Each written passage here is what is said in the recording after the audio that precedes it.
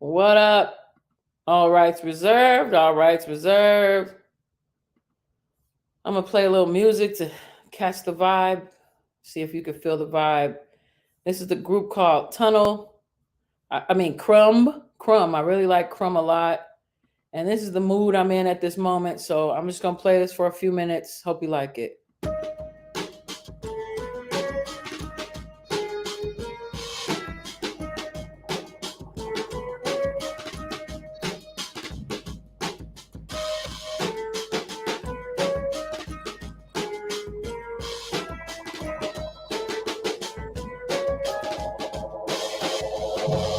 Seems all my life I like your wounds, does it feel nice? Mumble and groan, it fills the silence in your throat. Will you come with me so I can see anything I do? Will you come with me so I can be anything I do?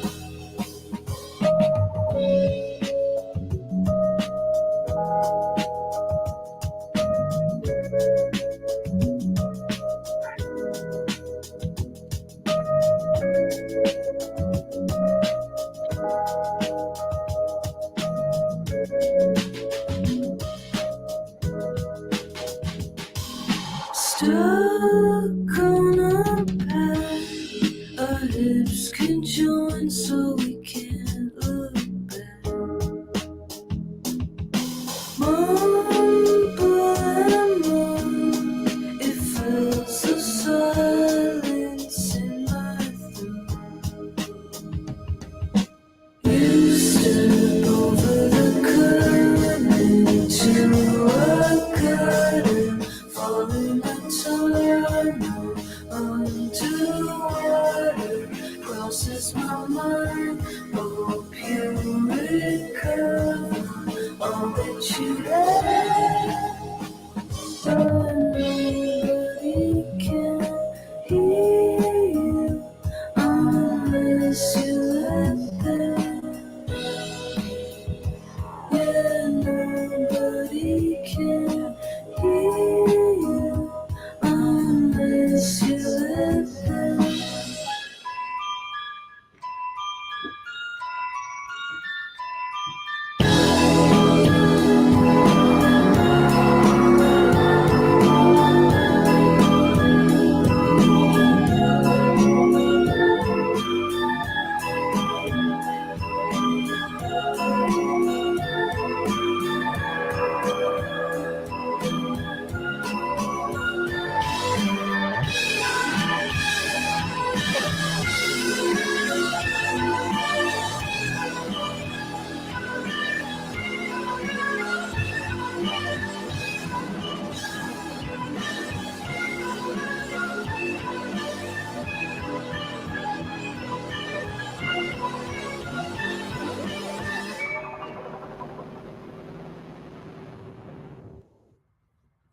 All rights reserved. All rights reserved. What up, y'all? I'm trying something different. So let's get into it. All right. So right now I'm talking about. Yeah, you like that? It's kind of fresh. Yeah. Well, that's what I'm doing today. I'm wearing my Indian Chief's hat. Chief Tis hat. Okay. A lot of people got it twisted. They don't know who they are yet. They don't know that we are them people. We them people. Okay. We're some of them other people, but them people is us too. All right. So let me tap in. Teacher abuse. Why? How do we stop it? Hold on. Let me take this off real quick. No, and you know what? Let me just get into it. So I don't know if you noticed, but there's been like quite a lot of information about students fighting teachers lately, and we're gonna get into why that's happening. If anybody else wants to tap in, let's do it. I want to start by showing you some of these stupid ass fights that's been going on in the classroom. Hold on. Let me get it on the screen for you. Hold up. Check this shit out. Stupid ass shit. Okay, check it out. At South Florida High School, the video was posted online and it is now going viral. It involves a student and a substitute teacher. Local 10 News reporter Trent Kelly is live outside the school this midday with reaction. Trent. Yeah, Janice, Sam, what a shocking sight it was for students in class yesterday. All of this, by the way, going down right here on the campus of Miami Central Senior High School. Those students whipping out their cell phones so they could record that fight. And now we're learning that video may possibly lead to criminal charges against the student involved. Shocking video surfacing on social media showing a student at Miami Central Senior High appearing to attack a substitute teacher. The classroom chaos posted online yesterday appears to have been recorded by other students who witnessed the fight while sitting in class. Take another look and you can see the student in question appearing to charge at the substitute teacher. At some point, the sub puts that student into a headlock before both eventually fall to the floor. The whole time, other kids can be heard reacting in the background. I thought it was just crazy. Like, I saw the video on my phone and I was like, oh my gosh. Students we spoke with identified that sub as Mrs. Ferguson, who they say frequently fills in for various classes. I was just wondering, like, what made that student fight the teacher like that. I don't understand this generation these days, but this was taking place now. This woman is a substitute teacher herself, and while she wasn't involved in this fight, she says times have sure changed since she was a student. Oh, it's a way big difference. We had respect. We didn't fight no teacher. We sat down, we did what they say, we did our work. We just showed really respect. Yeah, and within the last hour, we did receive an updated statement from the school district reading in part, quote, all indicators point to the student having been the aggressor here. They say it is evident that the employee used great restraint in her attempts to de-escalate the situation as a result of her unacceptable behavior. They're talking about the student here. That student will now be disciplined according to the Code of Student Conduct, and they say she may be facing criminal charges as a result. Now, so far, the name of that student has not been released, but according to some of the other students we spoke with out here, they tell us she is in the 10th grade here at Miami Central. If you want to see more of that downright shocking video, we've got a link to this story posted on my social media pages. You can follow me at Trent Kelly, WPLG. For now, that's the very latest live here in Northwest Miami-Dade. Trent Kelly, Local 10 News. Oh my goodness. Okay, but it goes on and on. I mean, there's plenty nowadays. You know what I mean? This video has been floating around social media all day. It shows a staff member placing their hands on a student at a DC school on Tuesday. That student's mother says she can't understand how this incident escalated to this point. First and foremost, I'm furious. DC resident Danielle Johnson said a student inside a 10th grade Ballou High School classroom shot this video. She said it shows her 16-year-old son being placed into a chokehold by his teacher. We agreed to blur Johnson's face upon her request. She said her child was horseplaying before the incident. He said some words that was inappropriate. But she believed that was no excuse for the teacher dressed in the gray collared shirt to touch her son. The teacher in return asked my child to be removed. My child said he could walk on his own. He can walk alone. He didn't need for the teacher to grab him by his arm and proceed to try to drag him out the class. Johnson said she was told the teacher walked outside to call in the dean and students just before the... Hold up. I just want to pause right there. You see who's talking to the school? It's the mother, right? Where's the dad? Where's the father at? Why ain't he involved? Let's get with that one, right? Because I got to fix my nose ring. I'm about to take that thing out so I can really focus. I was just kind of flossing. I like my little piece. I'm gonna put it away for now so I could be, talking to y'all on the level about this craziness. All right, so we could really, go on and on this about, I could just keep pausing it because it's gonna keep getting nutty. Now the man was wrong for putting his hands on that young man like that. We get trained. I don't know how it is in DC, but we get trained in California and in Nevada not to do things like that. You're not supposed to touch children. Like, you're not even supposed to give them a hug, let alone grab them up like that. Unless you're like police or security or something like that. There's a way, even like special ed children, you're supposed to do that. But this is completely ridiculous. But just let's check it out.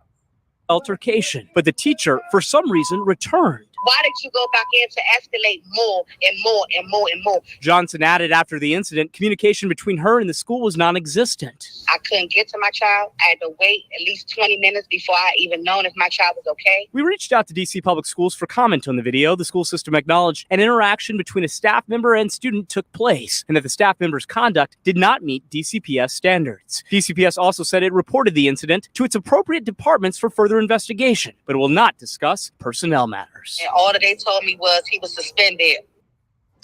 Now, Johnson told us the school had never contacted her prior to this incident about inappropriate behavior between her son and the teacher. She says her son is okay. Oh my goodness. Okay. So that was one that was more, I guess, supposed to be like the teacher was the aggressor.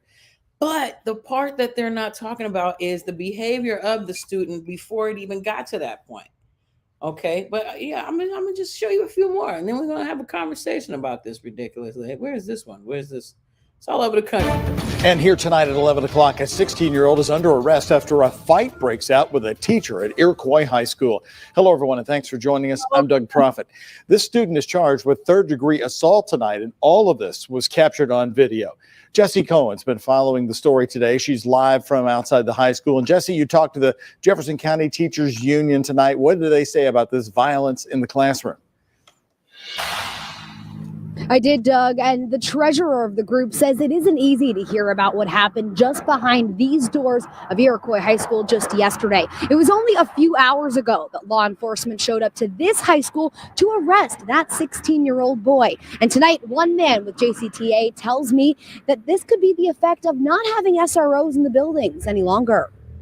This fight has gone viral on social media, showing a male student and a female teacher throwing punches and using graphic language. And, it's heartbreaking to hear that a teacher was put in a position where she felt like she had to defend herself. With the 16-year-old now facing serious charges, Andrew Bailey, the treasurer of the Jefferson County Teachers Association, tells us no teacher should have to protect themselves like that. We don't want anybody in our buildings to be unsafe at any point in time. This fight is the third incident at Iroquois High School in just 3 weeks. Just 2 weeks after the principal was assaulted while trying to break up a fight between 6 students. All of this happening at the start of the first school year without SROs. We don't have that one figure in the building making us feel safe anymore. Bailey says the district has their priority. See, their issue is, I don't know how it is. You got to type in the chat to let me know what the criteria is in your community. But I know in California, they used to have security in the schools. Do they still have security in the schools?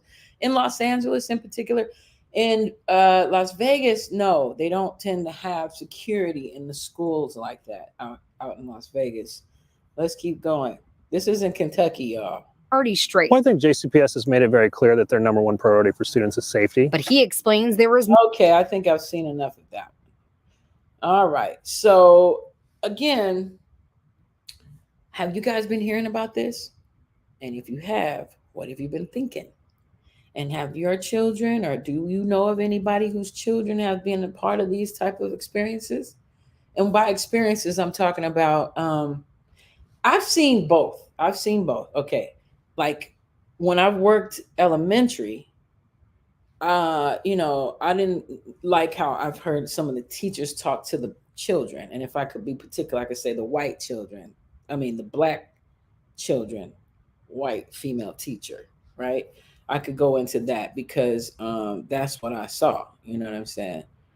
Oh, Anderson, Brownsburg, Indiana, life skills teacher arrested for making 7-year-old eat his own vomit. Why would it? Several other teachers arrested for failing to report. Why didn't they report that? Like, we get trained in that. You know what I'm saying? Like, they tell you how to interact with certain things. I also don't like how a lot of black teachers talk to certain Black students.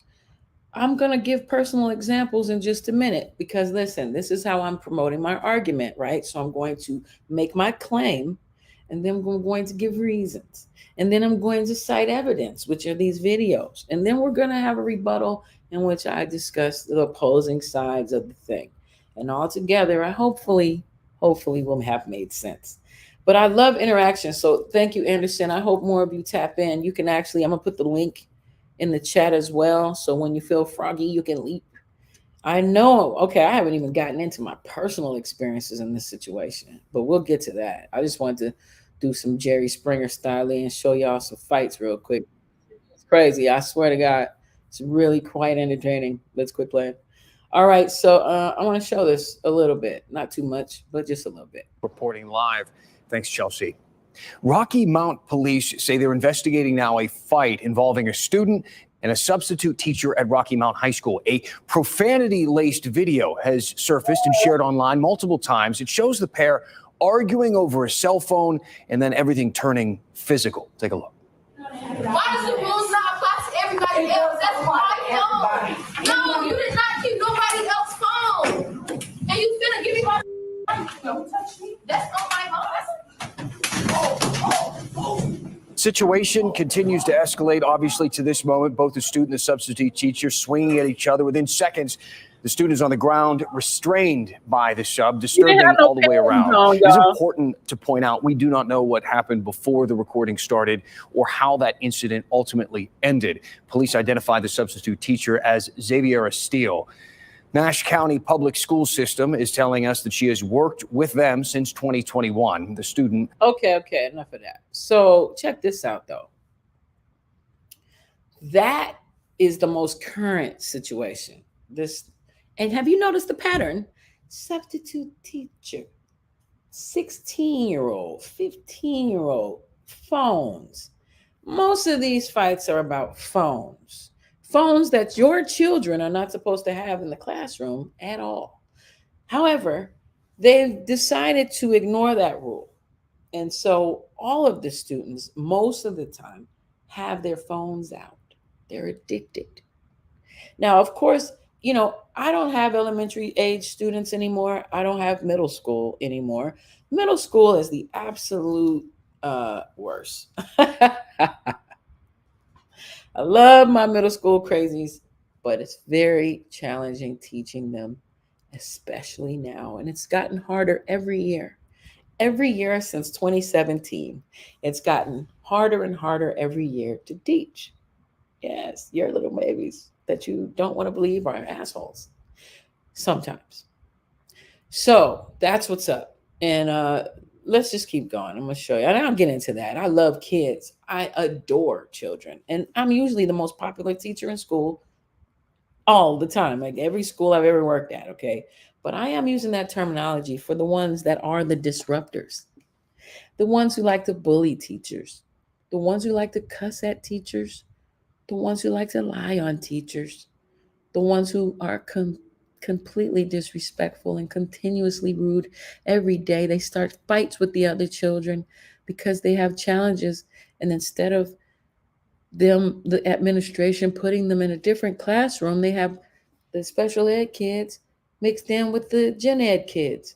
Now, they got rid of the special ed departments most around like the rest of the country. The country got rid of special ed programs in the sense of now they like to do inclusiveness with depending on their academic level, right? But some kids have behavioral issues, okay? And it only takes like 4 to just destroy the whole rest of the vibe of the other 20, 15, 25, 30 kids. It only takes a small handful. And it's very stressful, okay? A lot of teachers have been quitting, especially after Corona. You know what I'm saying? Something about how the kids came back to school after that situation. Not all of them. I would say 85% of the students in class are marvelous and a pleasure to have in class. But again, it's always that 1 or 2 or 3 or 4 or 5 And here's the thing. They love to blame teachers. They love to blame teachers. But here's the thing. If you can't even get your kid to listen to you, what makes you think us educators can? We're educators. We're not psychiatrists. We're not the case and social workers. We're not the nurse. But we are, though. But we are. Right? So, with parents knowing that, I mean, we have your kids more than you do, like a lot of the time. Consider this. You pick them up at 3:30. You probably grab a fast food thing or whatever. Or you might make dinner. You come home. Do you help them with their homework? Do they have homework? Do you ask them about their day? Do you ask them what they have for lunch? Do you talk to them? Or do you just go into your phone zone and you let them get in their phone zone and video game zone? Are we allowing them to be our babysitters instead of spending time with them? But why would you want to spend? Oh my God, you're tired. You're working all day, all night, right? Then they come to school like attention starved, those 4, 5, 3, 2, 1. And because they're starving for attention, they cause stress in the classroom. Okay? They are starving for attention. Now, I will consider this too. A lot of children are in group homes or with foster parents, and they're not getting whatever it is that they need. I can feel those things. I can see it sometimes. I never tapped in on this channel about my ethereal gifts or my, empathetic gifts because, I never focused on that in this arena. But, I do, I'm an empath. I can feel what's going on with my students. Good evening, Kelvin Tetterton. That sounds like a fake name. Kelvin Tetterton. I'm not trying to be rude. I'm just trying to be funny. What's up? I'm not trying to be rude. I'm just trying to be funny. Okay. Well, anyways, those of you who are out there, what do you think about what I'm talking about? Are you even connected to any kids, any children out there? I see 2 people watching. Thank you so much. I really appreciate you too. Let's get into this next one. This one. This one was a trick.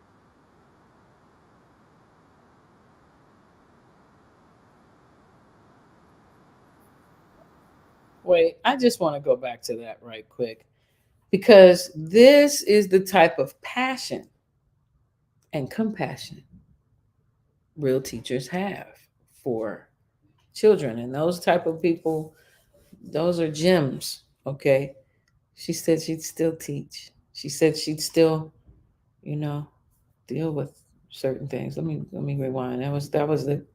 That's a true teacher right there.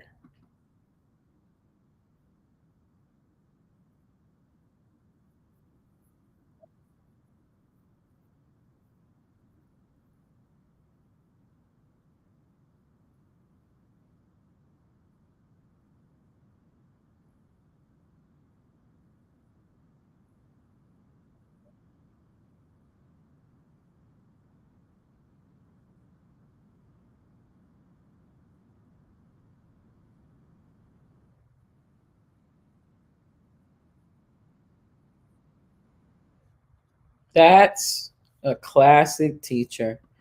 Teachers are so, oh dang, I didn't show y'all that. But did y'all hear it? Let me know if you heard it. Let me know if you heard that last part with the lady saying she'd go back in the classroom. Check it one, punch one. Okay, punch one if you heard the lady. I forgot to present it. Let me present it so you can see and hear it. I heard it, but I be forgetting. Let's allow it.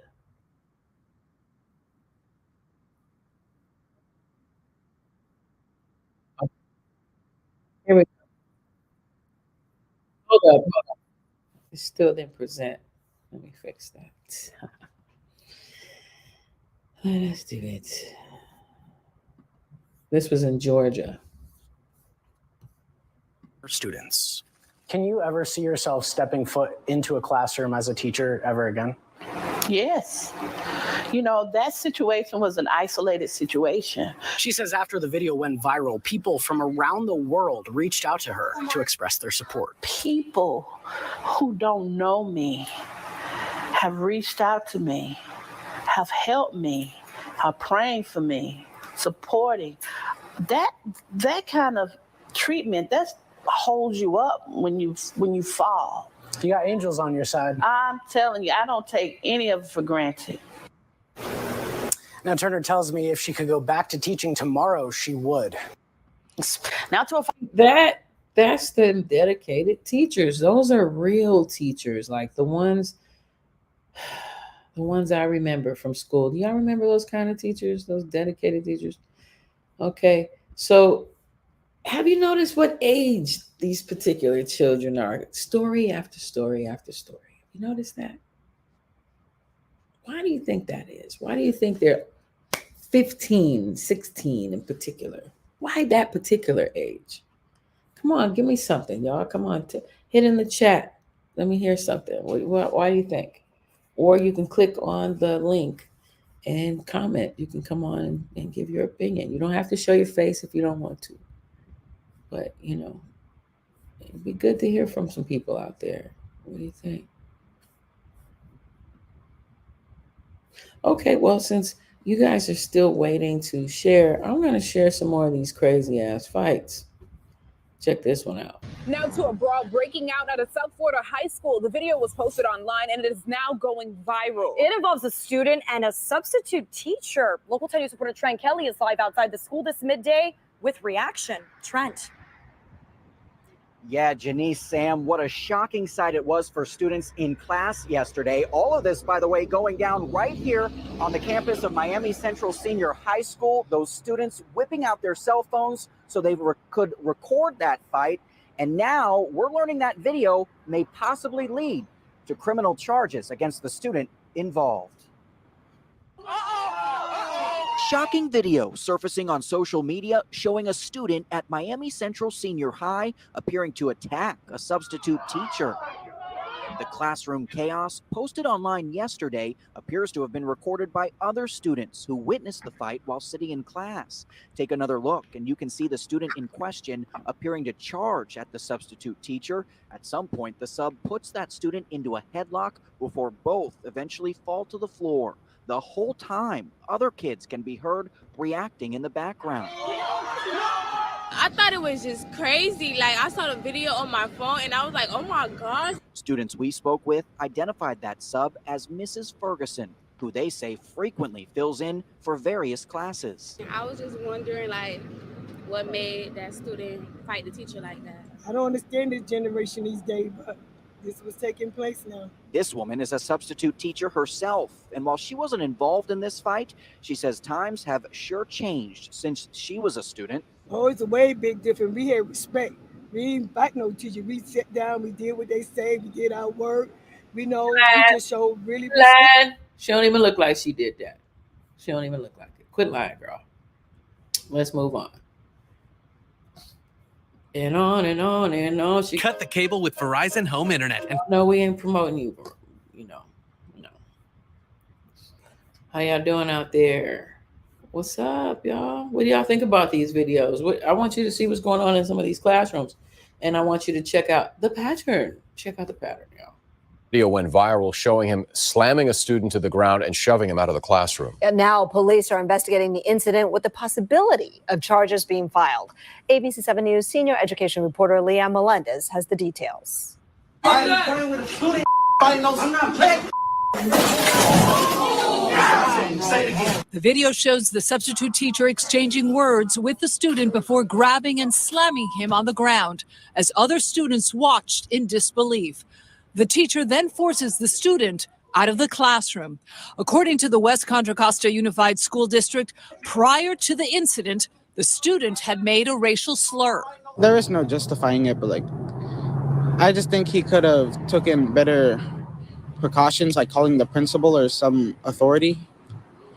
So I just think it was a bad move. I'll say that. This parent, Irma Beltran, found the teacher's actions disturbing. I'm feeling angry. The incident has rattled Richmond High. Today, ABC 7 News was given cell phone video of a gathering organized by the Black Student Union. They addressed other students, denouncing the use of any racial slurs and also asking the school to ensure everyone's safety. Hold up. I get that. Hold on. Let me talk about that just for a second. It is getting out of hand. But I have two views on that whole racial slur thing. So that is a big deal right now out here in Las Vegas. I hear it's a big deal out in LA too. The Latino students get a kick out of using the right. They like calling Black people niggas. They like it. They love it. Right. Happening at the place I work. Happening at not anymore, because the administration at the place I work, they are amazing. They are really great, okay? They really know how to handle their school body. It's really amazing. Like anytime anything tries to pop off, they nip that right in the bud. Right in the bud. And it keeps the school peaceful. The kids are learning. I'm thankful. I'm very thankful to have the experience I'm having right now. Overall, but that was trying to pop off. And then even at my other son's school, elementary school, it was the Latino kids getting off on calling the Black kids the N-word. You know what I'm saying? To the point where when my son came and told me about the boy thinking he was going to get off on calling my son that every day at lunch, I went to the office and they told me there were several other parents that had come and told them the same thing, to the point where they had to have an assembly and tell the kids, if you get, saying that word and stuff in a negative way, like, trying to demean or disrespect, you're going to get kicked out or suspended or whatever. So you can't just be popping off saying that word when you know that that's not what you should be saying. But on the flip, as a teacher, you got to figure out how to communicate and be the leader. You can't physically harm children. Even though the kid was as tall as he was, that man was thick and older. He looked like he was probably an ex-military, I'd say about 50, 52 years old. You know what I'm saying? To be exact. But he's a grown-ass man, though. He's a man. And that's, ain't no man gonna keep taking nothing from no boy. That's just how it pops off, period. So the youth have to learn that there's a pecking order, always has been, always will be. Now, what's going on in these schools is a lot of the time, what do you need? Do me a favor, come back since you disrupt me. This is a tradition. Okay, come get it. And pass me my water, please. Thank you. What happened? Why do you need a towel? What is this? Why are you wet? Oh, okay, cool. You can turn the air off if you want. Oh, we're just all in our private life right now. Close the door. What are you getting? My phone? I said water, son. It's right here, that big old jug on the table. You see it? Yay. Thank you, sir. All right, close my door, please. Thank you. All the way. Thanks. All the way. Thank you. Okay. Every time. Every single episode. Like if you literally go through my episodes, he's the co-star. Anyways, so yeah, I worked as a teacher in Louisiana. I worked a middle school and I substitute taught K through 12. I did all of them. And I was in northern Louisiana. So I don't know how it is down in New Orleans and stuff, but I was up near like closer to like Shreveport, Bossier, that area. So um how do I say this? I worked in Georgia, I've worked in California, I've worked in Nevada. And what I can say every single time is if it's a triumvirate, look at my nails. It's a trio. It can't be successful without the parents sincerely involved, without a very strong administration, and you got to train your teachers and how to react to a lot of this nonsense. But I mean, if somebody puts their hands on you, I mean, it'd be kind of hard to be like, you know what I'm saying? Like the bigger person. Of course, my phone rings. Hold on, kids. Whoops. Why is somebody calling me? Whoa! Somebody calling me right now. What's this? Gotta call her back. All righty, here we go. It can't work without all three, folks. Okay, you can't, not, be a parent. Like, not parent doesn't just mean you're there. Okay, it means you communicate with your kid. You're in tune with your kid. You know what your favorite things your kid likes are, and all that good stuff. You know what they're watching on the internet. You limit their time on the internet. It's becoming a serious addiction. I teach my students about that. I say, okay, that's your brain. This is your brain now. It's like your brain outside of your brain, right? Because you have it next to you at all times, even when I'm telling you. Now I ask very politely. I'm a projectionist, meaning I project my voice to be louder because otherwise it'll be very soft. So I purposely project my voice a bit so I can come off like, I'm teaching. I have to, and that comes from like acting. Like I've been a professional actress. I've done acting school. I've been on stage and all that stuff. So I project my voice. Yelling is different. I've heard teachers yelling, not at this school. I promise you, this school, I really love this. I haven't heard any yelling. I think I've heard projection at time, like in a direct way, parental.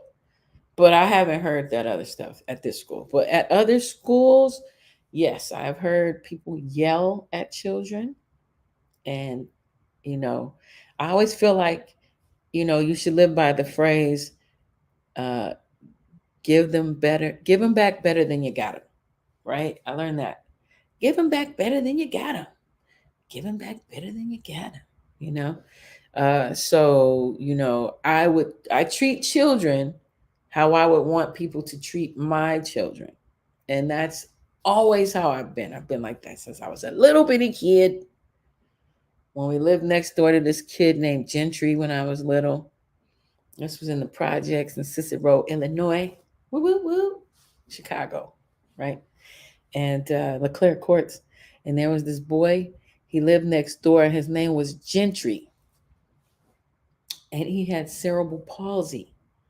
And I think he was probably about 7 or 8 or 9, or I knew him all that time. And I was about 6, probably 5, 6, 7 maybe. But the little ghetto kids, they'd be like making fun of Gentry and stuff. And I'd be like, what is it? Close my door. Thank you. It's child number 2. All right. See, that was yelling. But not really. I didn't really yell. I was just like, close my door. But anyways. Yeah, man. Yeah. Y'all gotta teach your kids the importance of teachers,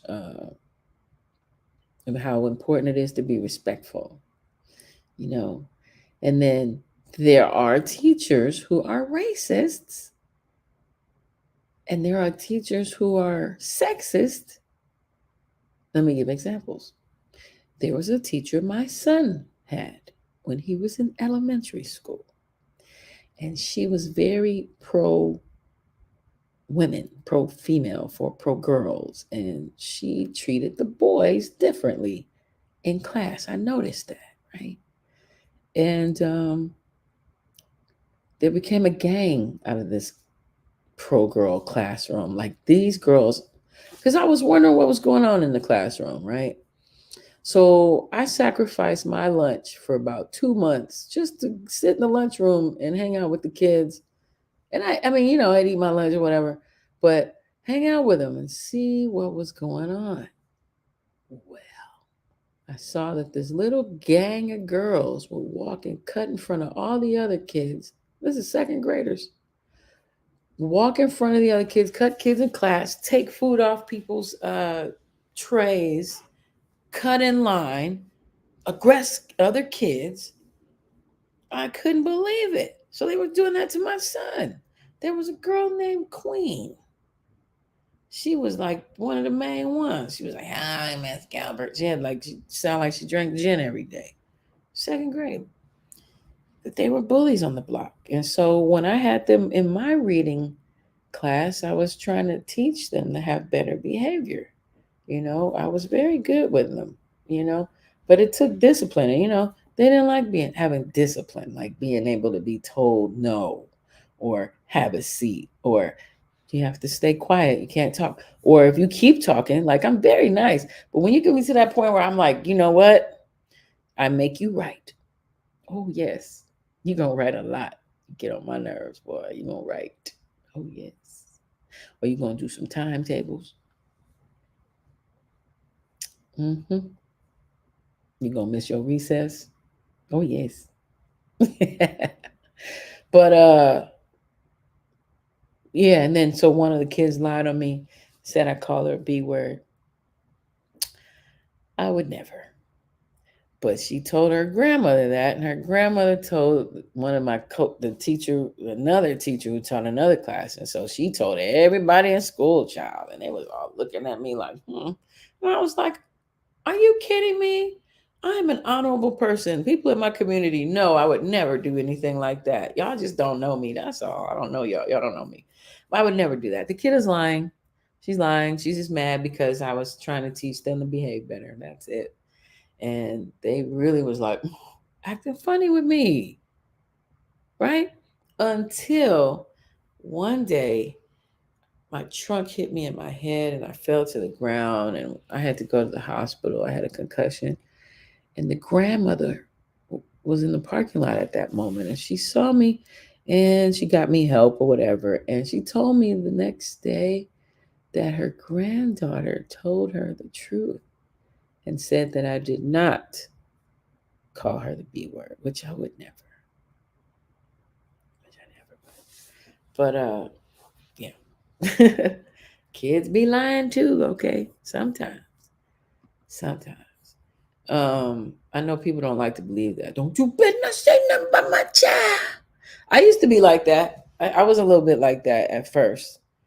But I have been a teacher for quite a long time now, and I've come to learn that children act one way in front of their parents, and they act completely different when they're not around their parents. And it's amazing to see. I see little Billy. He's the tyrant of the class.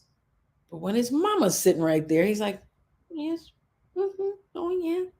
So then, I don't be snitching on kids too tough, but I do like to let them know that they're having some issues or they might be behaving in certain type of ways. And sometimes it depends. Some parents really respect what I'm saying, and I see an immediate difference in class. And then some parents take it like, who are you? You're not qualified to talk about my child. What are you? Look at you, or whatever. Yeah, parents can be disrespectful. Parents can be disrespectful to the teacher. When the teacher's trying to tell them about some poor character they might see in their child, they don't want to see that. Or they see it, but they don't want to believe it. I don't know. But yeah, that be popping off too. Anyway, let's see some more fights. Yeah, that sub was wrong, man. That big ass man. I mean, I get it. He don't want to be called a nigga, you know what I'm saying? But nah, he can't be doing all of that, bro. You almost killed that little boy. Can't do that. Let's see what is this? Did they get rid of it? Okay, they got rid of that. What? Nintendo. Again, when people have addictions, they act cray-cray. It don't matter at this point, right? Are we learning that? Are we learning that it don't have to be a chemical inside of your body? Is that what we're learning? It could be sensory addictions. Let's check this out. Oh, it's video.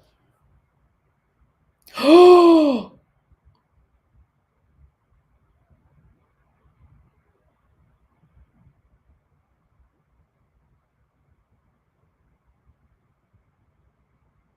oh my God. Whoa. Florida teen beats teacher unconscious because she took away his Nintendo Switch. Did you see that? I gotta rewind that shit. I gotta see that again. That was incredible.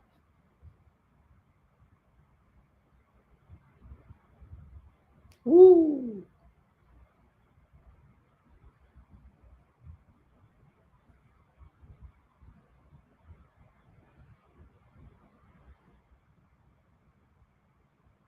He went off. Oh my God.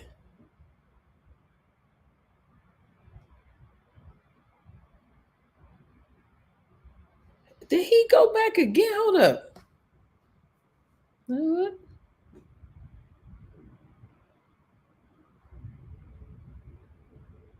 Oh, God.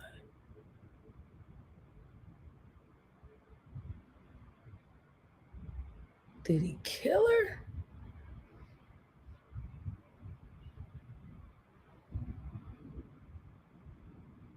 What in the world?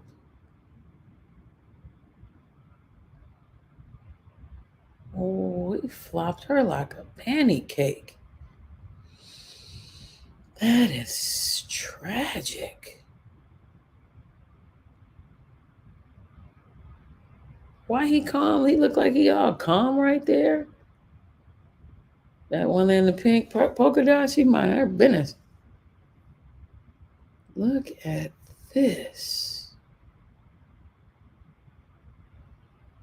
That is incredible.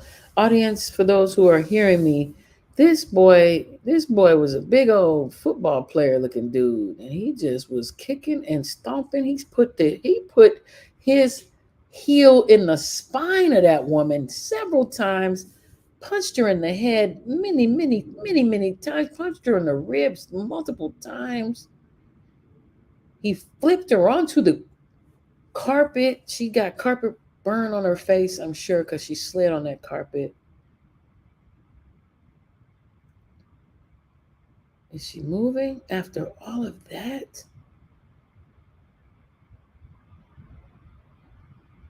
That is crazy. I'm hoping this lady is alive, bro. She's alive. Ooh, that's all I was waiting for.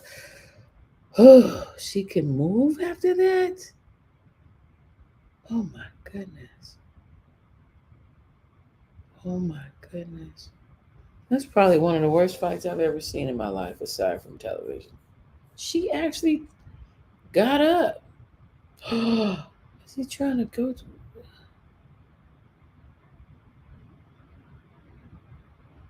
That was crazy. They didn't do shit. The people around them didn't do shit. Did y'all see that? That was wild. Hey, y'all don't have no comments? Let me hear something. Let me see. Anybody have anything to say? That fight was nuts, yo. That was crazy. But yeah, that's what teachers are dealing with. I was told that a lot of teachers are quitting the field because of this type of. The growing violence in schools, as we've reported in our Crisis in the Classroom series, is not just limited to Fresno Unified. An argument turns physical between a student and a substitute teacher at a Merced area high school. Fox 26 News reporter Myra Franco explains what the district is now saying about this tonight. Myra? Liz Monty, at this time, it isn't clear what led to the argument. Merced Union High School District said it has investigated what happened, but cannot share details due to privacy laws. The district says there are multiple videos online from different angles, so the entire story of what happened may not be apparent. But it did say it took action in response to the fight. The video shows a student and a substitute teacher arguing in a classroom at Golden Valley High School Friday. You can see a student approaching the teacher. The student continues to get in the teacher's face and at one point starts shoving him.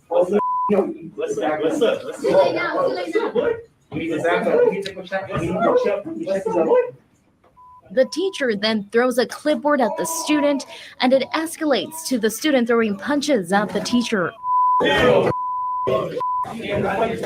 It appears the teacher then tries to hold down the teen in a headlock until the student surrenders. It is still unclear what set off the argument. For now, the district tells Fox 26 Merced Union High School District takes student and staff safety seriously and conducted a thorough investigation. Additionally, a police report was filed and appropriate corrective action was taken. Okay, so see how that teacher responded to that? That was more appropriate. He didn't hit the child.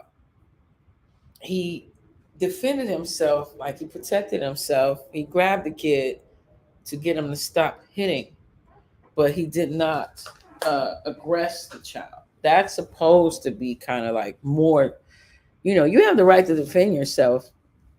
And in some cases, you might have to hit back. But if you can try not to, it's best. You know what I mean? I've never had a kid try to hit me, but I was definitely bullied last year. I was bullied at 2 different schools. Yeah, I was. I cried in front of a whole class of kids. Yes, I did, child. I broke down because they were so mean. They were so mean to me. I was the 4th teacher they hired that school year. It was 6th graders, which are the worst, by the way. 6th graders are the worst. And then 9th graders sometimes. But actually, I'm older now, so 9th graders are not a big deal. But 6th graders, these particular age group, after Corona, the ones that were at home from 4th grade to 5th grade, they were the worst, child. Mm-mm-mm. They had no respect for authority at all. Period. They knew that the worst that could happen is that they get a 3-day suspension and they back in the classroom. Look at they split. So they get a 3-day vacation, right? And then they go back home. And when you tell the parent, it's just there's nothing. It doesn't seem to matter. It doesn't seem to really matter if you tell the parents. You know what I mean? Sometimes, some parents. Now I've told some parents, and immediately I've seen a difference. That mama, usually Latina mamas, they don't be playing. You know, once you really let them know the little Jorge was tripping out in class, they get on it immediately. So I don't know what magic they be doing at home, but that next day, little dude be on it. That's been my experience. Well, black kids, I get the disrespect from the parents sometimes. Some parents got mad love for me, and I appreciate that because they know I got mad love for their kid. But some, I'm going to go on and say ghetto ass parents. I don't tend to get along with ghetto ass mothers. I'm going to just say it. They're ghetto as fuck. They're rude. They're disrespectful. They act very entitled. And their children act like that in the classroom. You can't tell them nothing. They act like they, grown. They think they done birth children and pay rent. You feel me? That's how they act. And you see where they get it from. They get it from their mom. That's what I see. Now I've seen some dads up in the school. Not this is past. This is not current, by the way. When I've seen the dads, when I see like couples, I've seen Latino couples, Asian couples, white couples, black couples.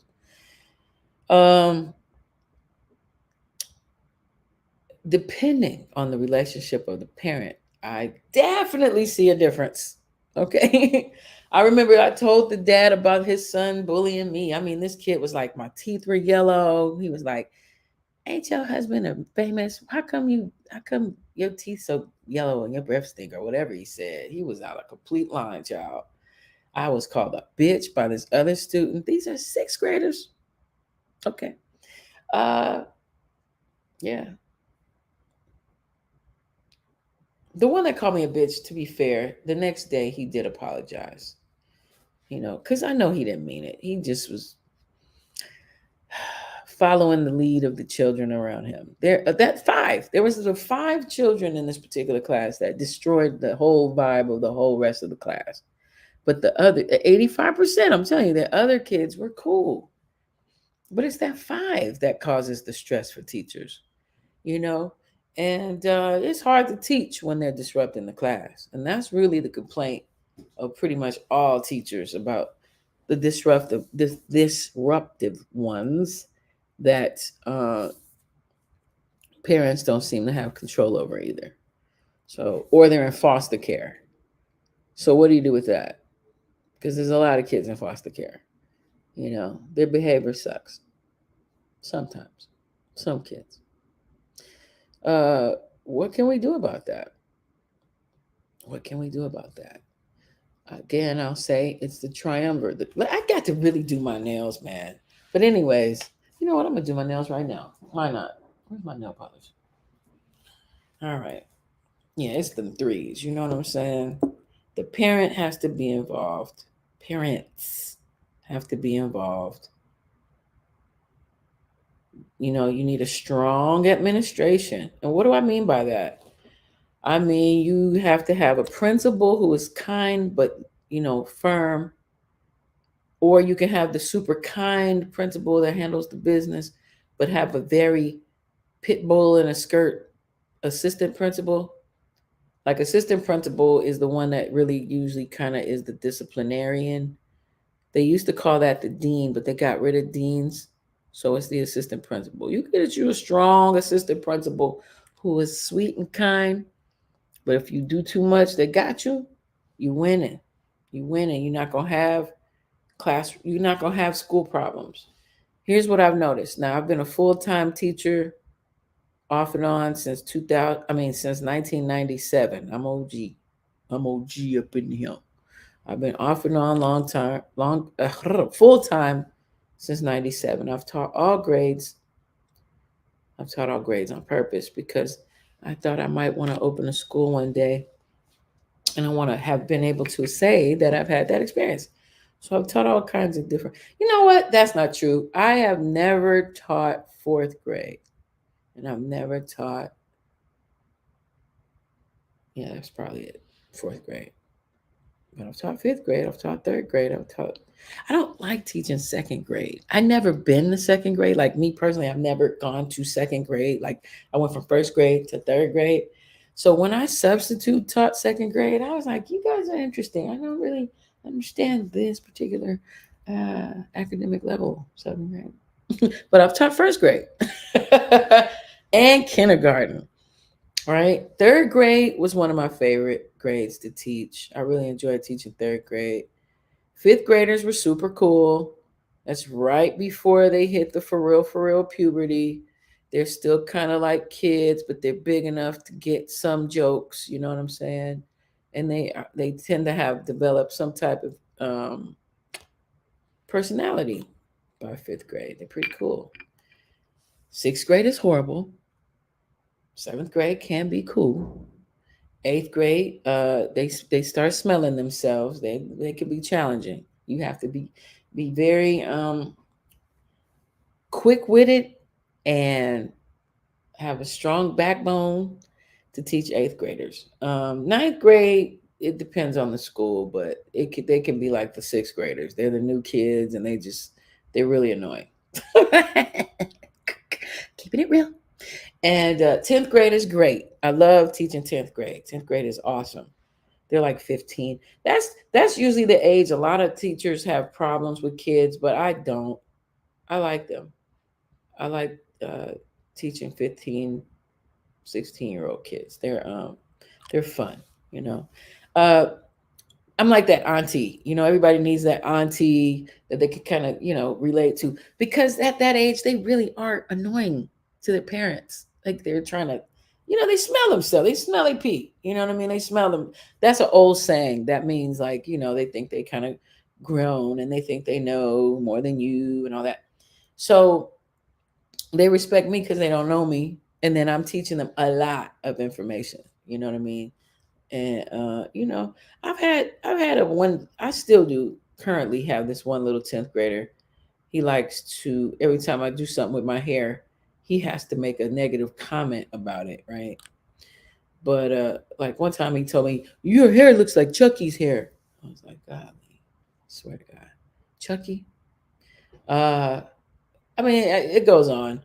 But I don't internalize that at all. I think that's hilarious. Like, oh, for real? I was like, you should do stand up. I'll flip it like that. You should do stand up. Maybe you might be a comedian. You know what I mean? You're not funny, but you might become funny. But and then 12th grade, I'm teaching 12th grade. They are the coolest. The coolest. I like teaching 12th grade because they really are a bit more mature, and they really get the hell on and get out. You know what I mean? So they be about their school business usually. Usually they might have a little romance going on with somebody. So they just be in their own little world. They just come to your class, try to get their business done. But again, that's the maturity levels, depends. 11th graders, it's hit and miss. I've taught 11th grade. Yeah, they're like 7th grade. Right. But yeah, so every teacher has their thing. Like some of my elementary school friends who have taught elementary school, they don't ever want to teach high school. They're like, oh my God, I cannot even see how you do that. No thanks. Because they think that all teenagers have attitudes, and some do. But, it's a respect thing. Like if they feel like you respect them, they will respect you back. If they feel like you're trying to pop off, which from each video I've shown, it's been a substitute teacher. And, kids kind of snuff, think they don't have to really listen to substitute teachers, to be honest with you. So they feel entitled to be like, this is my classroom, substitute. You're going to be gone tomorrow, but this is going to be my room. So you shouldn't be talking to me like that. That's generally how kids feel. They feel like, you're not my teacher. So don't be nothing but the one who lets us watch, a movie or the cool. You got to be the cool sub. Like I was the cool sub. Okay, let me keep that real. My mother told me a long time ago, bring snacks. You win. Boom. So I would bring snacks. You winning. You bring them little chocolate candies, or you bring them little mints. I have these little mints that melt so you don't choke, and you winning. You winning. And then, I'm on a cartoon right now. I'm on City of Ghosts on Netflix, right? So I always pop that off like, bam, I'm on Netflix. Woo, woo, woo. On a cartoon? Are you kidding me? I win, period. Yeah, go check that out, by the way, y'all. It won 4 Emmys. It's a really beautiful show. It's all ages, but it is it's a cartoon. It's an animated series. I am on episode 3. Okay, City of Ghosts. I am co-starring with my friend JMD, Daryl Moore. He plays the drummer Ghost. And then the sister Barbara Morrison. She just died last year. Barbara Morrison, she's in it too. It's Leimert Park, folks. Our episode is Leimert Park. So if you go check out City of Ghosts on Netflix, I am Tamiko Hawkins in the credits. Okay. And I play Sonia, the teacher who teaches poetry to the kids in Leimert Park. Leimert Park is a real place. It's actually where I love to visit when I go to LA. It's very cultural. They used to have drum circles on Sundays that I went to every Sunday. And they have art galleries and museums and vegan restaurants. And there's Project Blowed, which is on the corner on Degnan and 43rd, Leimert Boulevard too. And that's where all the hip hop underground MCs come from and stuff. That's my stomping grounds. And I used to live over there. I used to live across the street dang near on Leimert Boulevard back in the 90s. And I used to live in the jungles, as we call it, the J's. I used to live there when I was in high school. When I went to Hollywood High, I used to ride the bus to Hollywood from the jungle. That's Crenshaw. You always hear about Crenshaw. Yeah, I live right down the street from Crenshaw Boulevard, which is like a very popular street in LA for a Black community, Black and Latino community of Los Angeles. And so that the episode City of Ghosts is about this story about children from Los Angeles who, through ghosts coming to them, teach them about the history of the particular areas of Los Angeles. And I really love it. It's produced, and the animation is done by Elizabeth Ito. She's awesome. She's the same artist who did the animation for Adventure Time. Are you familiar with Adventure Time?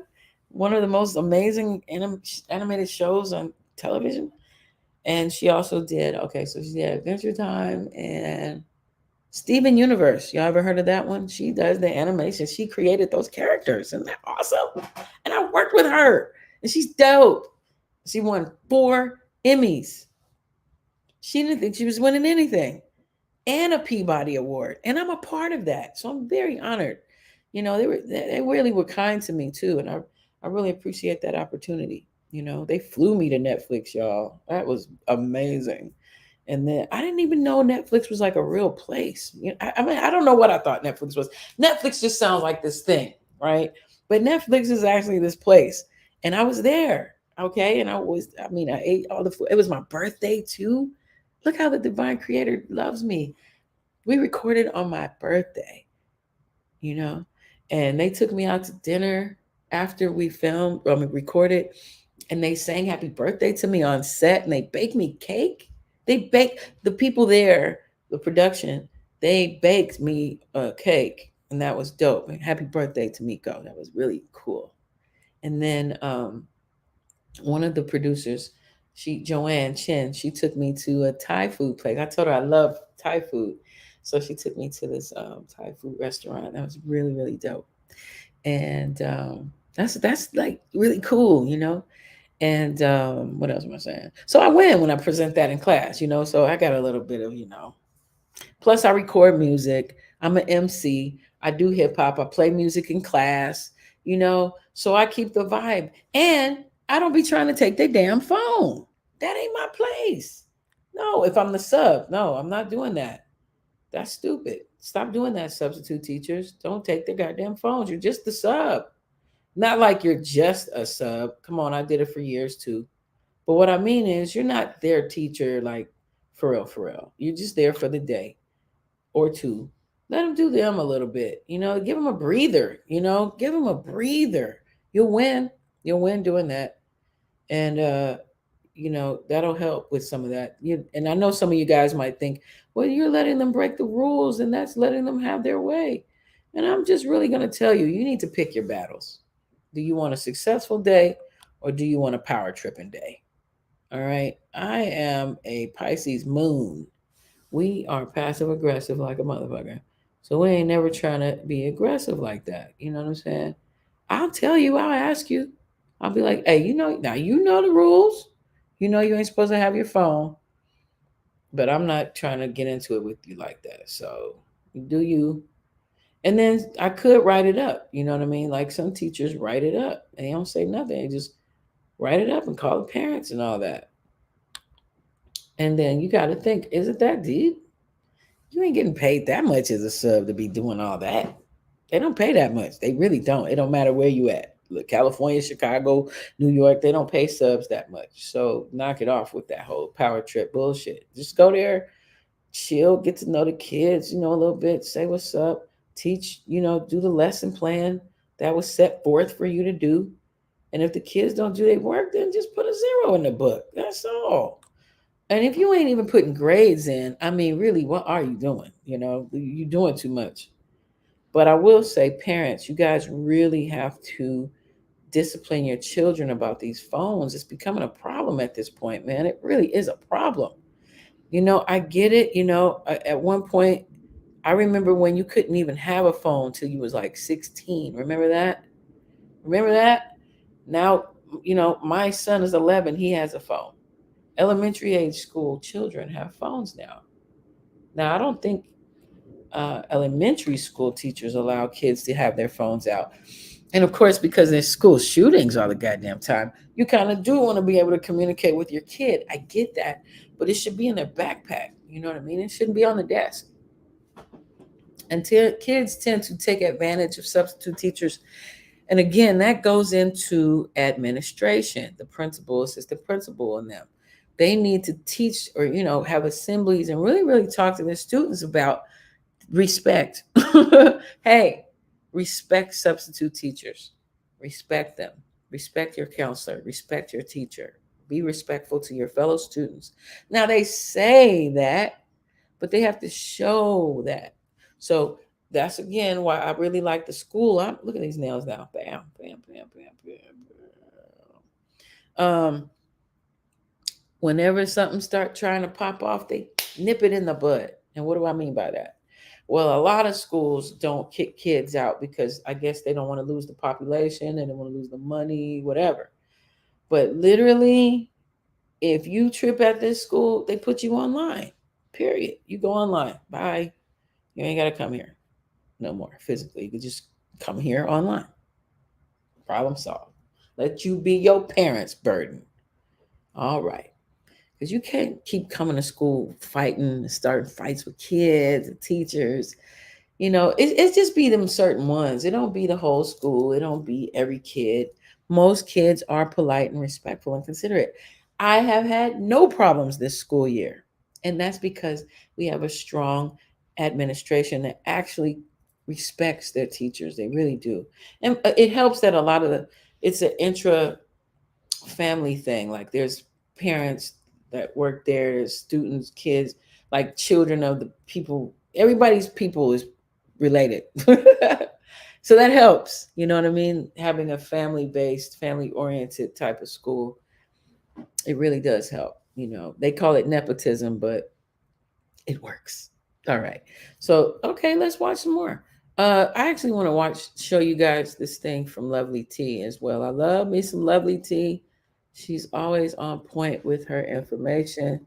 And why must I reinvent the wheel when she's already done the work? So here we go.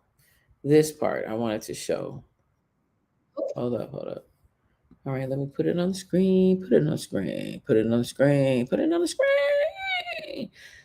So I don't know if y'all know, but there's been a lot of teachers quitting the field. Now, when Corona popped off, they said there was 255,000 teachers that left the field, y'all.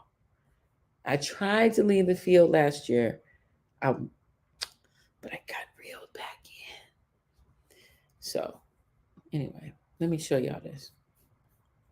How y'all doing, man? Y'all don't have no comments for real. Hold on, let me do this. Here comes child number. What is it?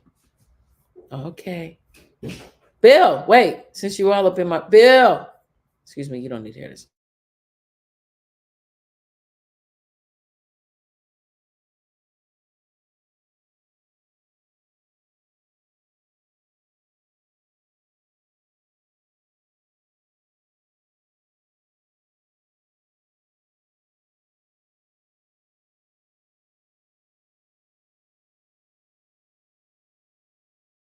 All right. Thank you for your patience, folks. All right. Let's get into this. I wanted to around the 4-minute mark, so let me get right here. Here we go. For almost 30 years. These real quick of a teacher in Florida talking about why he's fed up. Anything that you're not able to hear will be in the post-production, but I'm going to go ahead and play it right now for you guys. I actually got to speak with a few teachers. One of them actually decided to go on camera with me, but they all tell me this: it's one of the most difficult times in their careers. Wow, this is always a tough job. Brevard County High School teacher Dan Bennett says the word frustrated doesn't cover it. He's been a teacher for almost 30 years. These days, he says they're spending more time disciplining students than teaching them. There are just so many issues and behaviors that we're dealing with right now, and it does seem to be getting worse. The chairman of the Brevard County School Board tells me 42 teachers and 8 bus drivers have quit since school started in August because of students' misbehavior. Board members are afraid more will quit too. Get out of my face! Here is the latest example. A few weeks ago, middle school students sent us a video of a Brevard County bus driver yelling at kids while they asked her to let them off. The hysteria started when 2 kids began misbehaving. Brevard County Sheriff Wayne Ivey promises to get tough on students who get out of hand. If you're a little snot that's coming to our classes to be disruptive, you might want to find someplace else to go to school, because we're going to be your worst nightmare starting right now. Parent and child psychologist Christy Salinas says some students need better resources at school, and she believes bad behavior issues may start at home. How many have an individualized education plan in place or have been identified for, trauma issues and are getting access to school counseling? We need to ask questions like why. At this point, people are looking for answers, and we don't have them yet from the district. All right, so you guys just heard it. All right. Thank you, Lovely T. She's awesome. I hope you watch her sometime. Well, you know I'm mukbanging, baby. Is it the parents' fault? Close the door. All the way. Thank you. Is it the parents' fault? And then when it becomes the parents' fault, men love to blame the women. It's the mom's fault. She's the main caretaker, so it's her fault, right? And then the mother will say, "You're not even around. You don't help pay no bills. You don't spend no time with your son or your daughter, or you're the weekend parent." I went to Wingstop, y'all. Lemon pepper, and then I had hickory smoke. Oh my God, amazing. And a little leftover pizza.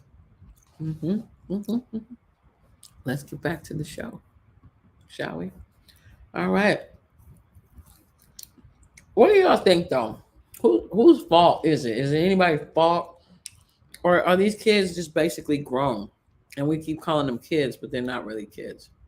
Remember when you used to be an adult when you were 15? 14? Yeah, you don't know about that? Yeah, before World War II, you were considered an adult at 14.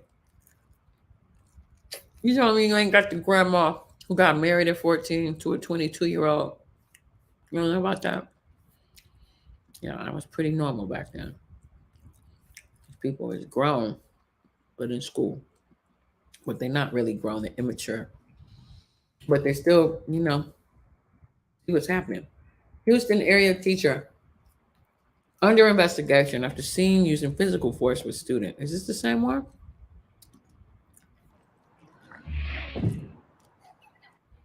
Oh my goodness. It's all over the country, y'all. It's different colors and creeds too. It's not one particular one. All right. Caught on camera, an Humble ISD teacher gets into it with a student. Hello, I'm Grace White, in for Reka Mudaraj. And I'm Marcelino Benito, in for Ron Trevino. An investigation now underway into that fight. The fight was caught on cell phone video. You see it right there. And now people are demanding answers. Gerald Harris is live at Humble High School. Gerald, what is the district saying? Yeah, the Humble High School, Humble ISD is saying that this incident is unacceptable and it should not have happened, as parents are now wondering who's taking care of their kids while they're in school. The family of a 16-year-old Humble High School 10th grader is asking for answers and demanding justice after video shows a teacher placing his hands on the student. I don't want this teacher to be able to teach nowhere in this state or in this country, for that matter, to be able to go somewhere and be able to have the opportunity to do this ever again to another student. Parents say during... That's a daddy. All right, let's keep going. Let's keep going. The end of the school day, students were in a joint classroom with a substitute and the teacher seen here. They allege the teacher pulled the student's chair from beneath him. No child should be having his hands, having a teacher who is supposed to be teaching and protecting him, slang him all over the room like he a rag doll. Video provided by the father shows the teacher in purple pushing the student into chairs and desks. Then eventually the student is shoved up against the wall as students gather around to try to break up the altercation. The sophomore student then asks why the teacher is pushing and touching him. The teacher is seen with his hands around the child's shoulder and neck area. Eventually, the two go to the ground with the teacher over the student. Humble ISD released a statement on Wednesday that said the teacher was helping out in another classroom when he used physical force to try to get a student to take a seat and listen, adding these actions are unacceptable and contrary to standards and expectations for all employees. Bro, what, bro? The family says they're taking legal action. Just to let it be known, we're not just flapping our lips, talking loud and saying nothing like James Brown said. We're going after with legal actions. All right. Now, even if you're black or white. All right. I want you to say that. It doesn't matter. That was a white teacher, black student. You've seen black teacher, Latino student. You've seen black female on black female. You've seen white on white, black on black. It don't matter if it's black or white. I am tearing this up. Oh my God. So God. Lemon pepper, baby. Anyway. So whose fault? Whose fault is it? I told you my opinion. Make sure you give me comments and all that in the drop down there. In the comments, okay? I say it's the trio. Bam, my nails are cracking now. Boom. It's the trio. Parent, admin, teacher. But these are substitute teachers. And do you know during and after, right after Corona, they went on and hired high school graduates out here. They were so desperate for substitute teachers. They had a program where they was hiring kids straight out of high school to substitute teach. You know that was a disaster, right? They had so many parents upset about that. You can't be having 18-year-olds in the classroom with other kids. No. It didn't work. Anyway. Let's see. Let's keep going. Let me go back to Lovely T. No, I don't, girl. Hold on. Let's see if there's any more. Let's try this one. Hold on, I'm smacking her. No. Hold on, let me get this back in the screen. Oh my God, this is so good. Woo! All right, check this out. Bitch, you're not gonna talk to me like that. You're not gonna talk to me like that. You got to play my face right now. Oh my goodness. A high school student will face criminal charges for physically attacking her teacher. Justin, this is something everybody was talking about today. Students, teachers, and of course, parents have their opinions. We spoke to parents on both sides of this. They have some very interesting opinions. We also spoke to a witness who saw it all. Heritage High School students had their phones out Thursday. While this 9th grader and her teacher got into an argument that escalated to an attack. Oh my God. Punching her. Okay, is that girl in jail? Students told me she was transported to the Juvenile Detention Center, and a Rockdale County School District administrator said that student will face criminal charges. After this parent watched the entire video that shows the teenage girl get in her teacher's face, then put her hands on the teacher, she said there's never a reason for things to go this far. And all these other kids, they should have got up and done something. I mean, why you let them treat a teacher that way? We got permission to speak to a student who saw the whole thing. Was it scary at the time? It wasn't scary, it was shocking. She's a pretty good teacher, but how she talked, I'll say she talked aggression. How she talked to kids is not a proper way to talk to them. His mother agrees. What I think the problem is the teachers are not taking a class to how to deal with children. You have to learn de-escalation techniques to help those kids versus aggravate a situation. Tonight on News 5 at 11 about the Amherst School District investigating a video that has now gone viral. It features one of its... Hold on, I gotta comment on that. Let's go back to what that lady was saying about the teacher talking to the kid crazy. Excuse me. Oh my God. Teachers are not taking a class to how to deal with children. You have to learn de-escalation techniques to help those kids versus aggravate a situation. Tonight on News 5 at 11 about the Amherst School District investigating a video that... Hold up. Let me comment on that. I missed it again. Y'all supposed to be helping me out. Hold up. Okay. Back to what this lady was talking about. The teacher's talking to them. They did. She's the problem. This lady is the problem. And they talking in them like that. The fuck are you talking about? Don't nobody want to keep repeating themselves. You know you ain't supposed to have your phone. That's the lady I showed y'all at the beginning who had the broken leg, who still can't go back to work yet. Yeah, that shit just happened. This was just a couple months ago. And they did an update. And they said the teacher was in the hospital for 6 days and she still can't walk right. And you heard what the student said. The student said, so she don't talk to us, right? That's what he said. She don't talk to us. These kids are super entitled. You know, they want everything to sound like Sesame Street. Okay, boys and girls, you get it. Now, I am a very respectful and polite teacher, but when I saw that woman, the one I showed y'all, the one that got beat up just a moment ago on the video, if you rewind or look at this later, you'll see the type of personality. I mean, she could be super fake. She could. But what I gathered was that she told the little girl she'll give her the phone after class. She took the phone. And she's not a sub. She's a teacher. And the girl was like, "You're not going to talk to me like that. You're not going to talk to me like that." You know, I mean, the lady basically probably got a little snipey with her. Probably got a little bit of, you know, as we call it, used to call it parental. Because the girl is saying, an attack. "Oh my, you're not going to talk to me like that." Right? So the lady, I seen the clean video of it before. Oh my God. Viral. It went viral, and I didn't think the lady said nothing too risque. To go this far. And all these other. You know what I mean? She didn't say nothing crazy. She just was like, you need to go sit down and whatever. And the girl was just like, you're not going to talk to me like that. You're not gonna talk. These chicks have behavioral problems. You know what I'm saying? They psycho-emotional.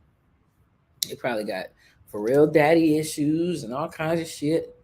Mama probably beating on her. A lot of kids be dealing with a lot of bullshit at home too. You know what I mean? And they bring that to school. I mean, my son got bullied at damn near every school out here because of girls. Girls was trying to bully him all the time. You know what I'm saying? Not girls, it'd be a girl, and it was usually a certain type of girl. And I'm gonna go on and say it: the ghetto ass ghetto girls. My son is kind of like a nerd or whatever, so whatever. And it's usually the little ghetto girls, and he was in middle school. And by ghetto, I'm not, I'm not trying to be disrespectful. I can say it. Shit, I grew up in the ghetto. Y'all know what I'm talking about. Them types. They come to school angry already, and they just looking for somebody to take some shit out on. So sometimes it's the t-shirt. They take it out on. Now me, I keep them, I'm telling you, snacks on deck. I win with them types. I'll be getting snacks. They good. What snacks you got today, Miss Hawkins? I brought whatever. I win. Especially as the sub.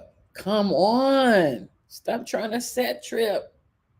You can't set trip on kids, man, when you're the sub. Now, if you become the long-term sub, then you together should develop some rules, some boundaries and things at the beginning. Like, you know what? I'm about to be here for a minute. So I want to establish some rules with y'all. Okay. And I want to be respectfully, so we're going to come up with them together. We got the kids put a list together. We should get out of our seat without your permission. They'll tell you. No talk, raise your hand. They'll tell you. You know what I mean? That's how you quash that. You got to buy in. You got to make them buy in, But if you get the day-to-day sub, knock it off. Oh, my God. You're the day-to-day sub. You better know your position and quit playing. Don't be fighting with these kids over no stupid phone. You better pick your battles. If you want them to stand up straight and be quiet in the hallways, you got to compromise, man.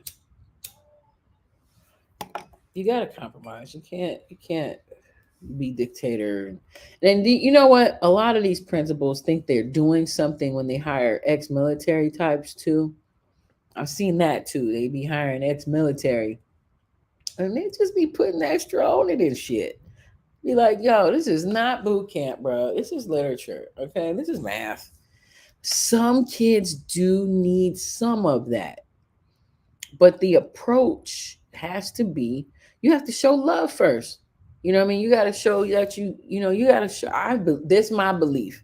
Now, some people don't believe that. Some people believe you got to be strict and hardcore gangster first and then show. I've heard that before. They used to tell me when I was a newer teacher, I used to hear, don't smile till Christmas, I've never followed that shit. Okay.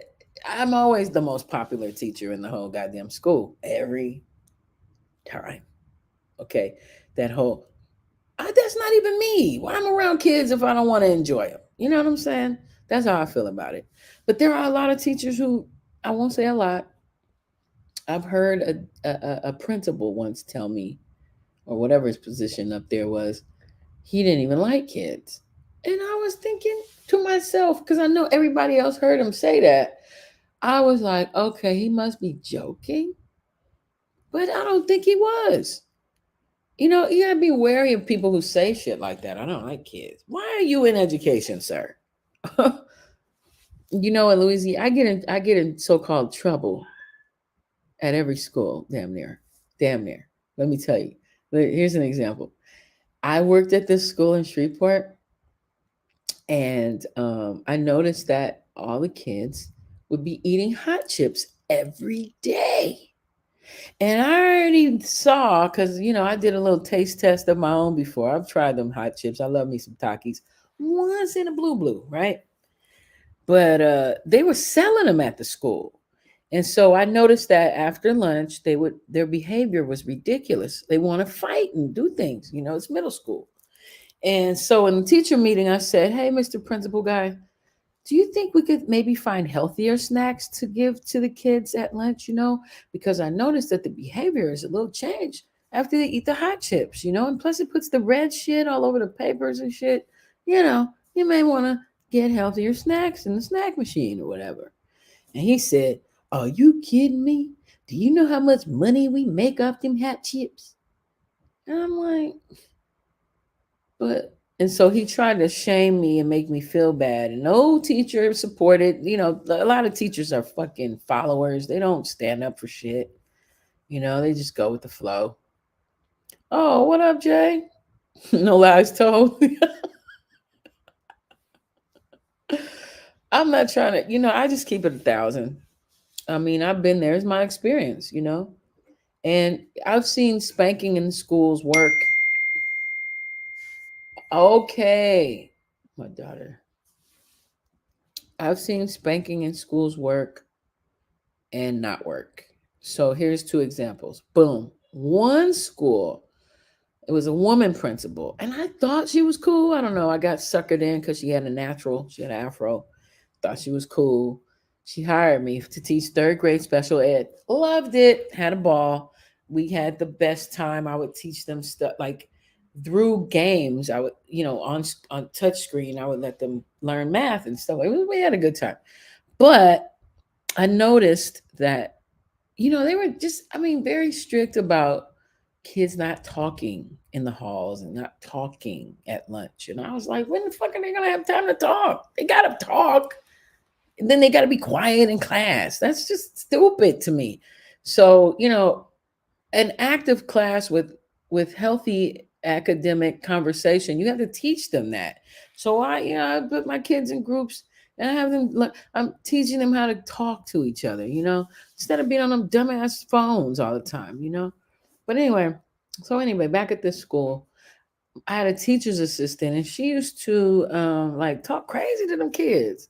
And they already thought they didn't super like me, some of the people, because you see how I talk. My mother taught me how to talk proper. It's not even proper. I use a lot of slang. But whatever this twang is, down there they talk more like this, and they'd be like, "Girl, you do well," And I don't talk like that. I wish I could, I don't want to be fake, I didn't grow up in that. I did start saying, I forget the word, but I don't even do that anymore since I've been in Vegas. But they were very prejudiced because I went to school in California. Whereas everybody I work with went to like Grambling or Spelman or Southern or, I went to a Southern school, HBCU or whatever. And I didn't. I went to fucking Cal State Long Beach. And they were like, they would snicker about that. Your Oreo. Yeah. It's just, you say, "Oh, girl, oh, yeah." Yeah, you can't even say that about me though. I'm not an Oreo at all. Like white folk think I'm an angry black woman and shit, and then black people think I'm eccentric. And I wouldn't call me eccentric. I'm not. I don't. I'm not a follower, is what it is, and I'm not a cliquey type chick. I like hanging out with different groups of people and getting to know different types of people. I'm not a sorority sister, although I got a lot of homegirls in sororities, and I respect that too, But and I love going to sorority and fraternity events. Those are fun. Oh my God. You want to have a good time? Go to a Black Greek show. That shit is amazing. And we be looking good. It's good to see us looking good, But let me keep going. Let's check this out. On News 5 at 11 about the Amherst School District investigating a video that has now gone viral. It features one of its bus drivers. Now, in that video, the driver pulls over her school bus and proceeds to use inappropriate language, even obscenities directed at the students on board. It was cause for concern for some, but not everyone felt that way. Tonight, for the first time, we hear from the bus driver at the center of it all, who says she is shocked by the amount of support she is receiving since this incident. News 5's Jesse Schultz has more. My foot's gonna be so far up your. This video has been viewed nearly 3 million times, showing an irate Amherst bus driver screaming at students on the bus. I'm ready to walk off this bus right now and let you people walk the home. It's the opposite of the Jackie Miller who sat down with me Friday evening. It is out of character for me. She's been a bus driver for 15 years, the last 2 with Amherst schools, and says she loved her job and her kids. They were so much fun. I got to spend just a few minutes every day with them, but I was lucky because I had great kids. Excuse me, what did I just tell you? But claims what you saw on that video was the culmination of a year's worth of frustration. Frustration, she says, she asked school administrators to address. My requests for help were ignored. Miller says it all stems from a small group of junior high students who consistently bullied other students, were disruptive and distractive.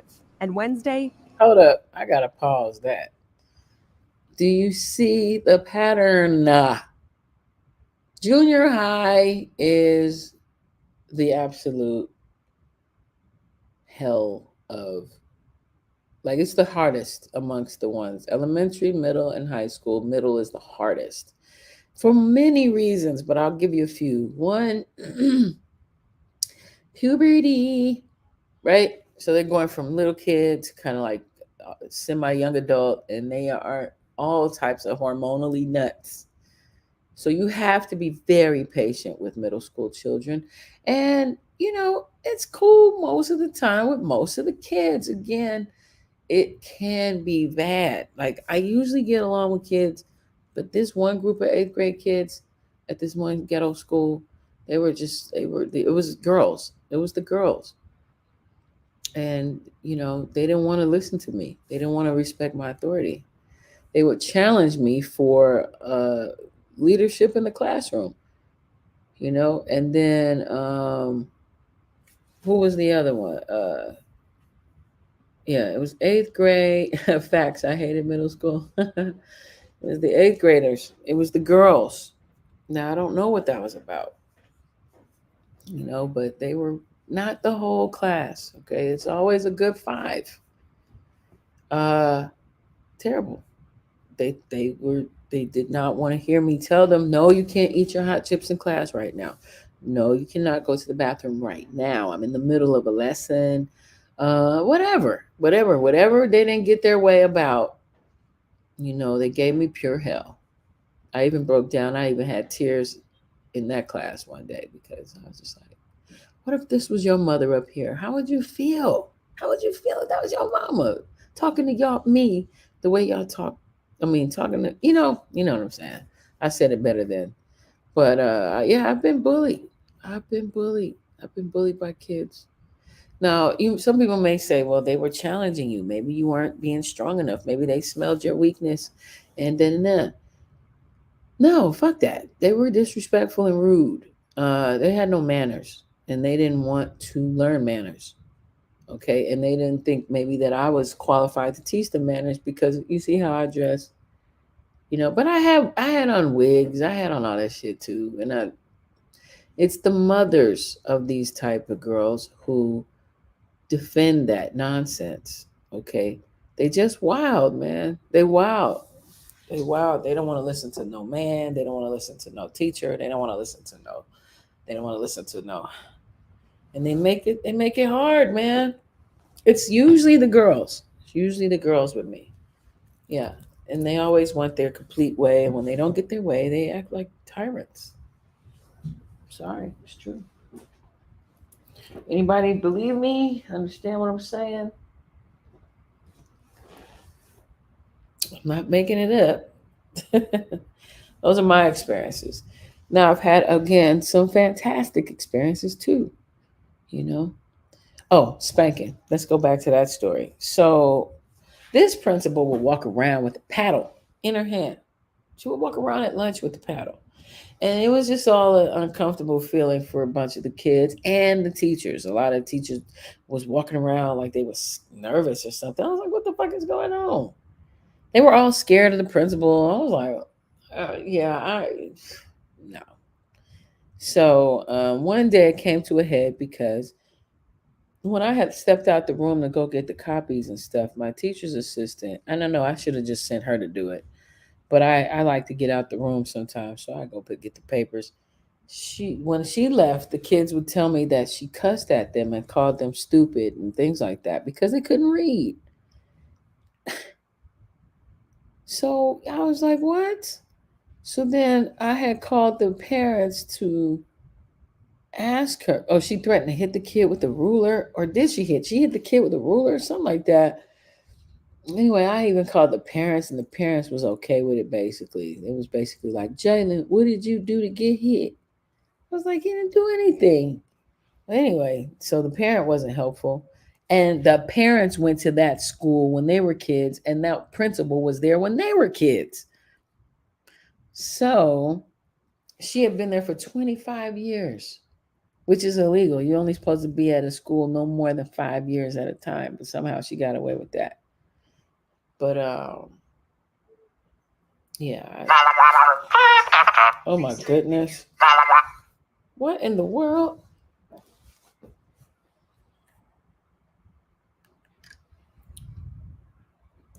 Oh my goodness. Okay, sorry about that. Anyways,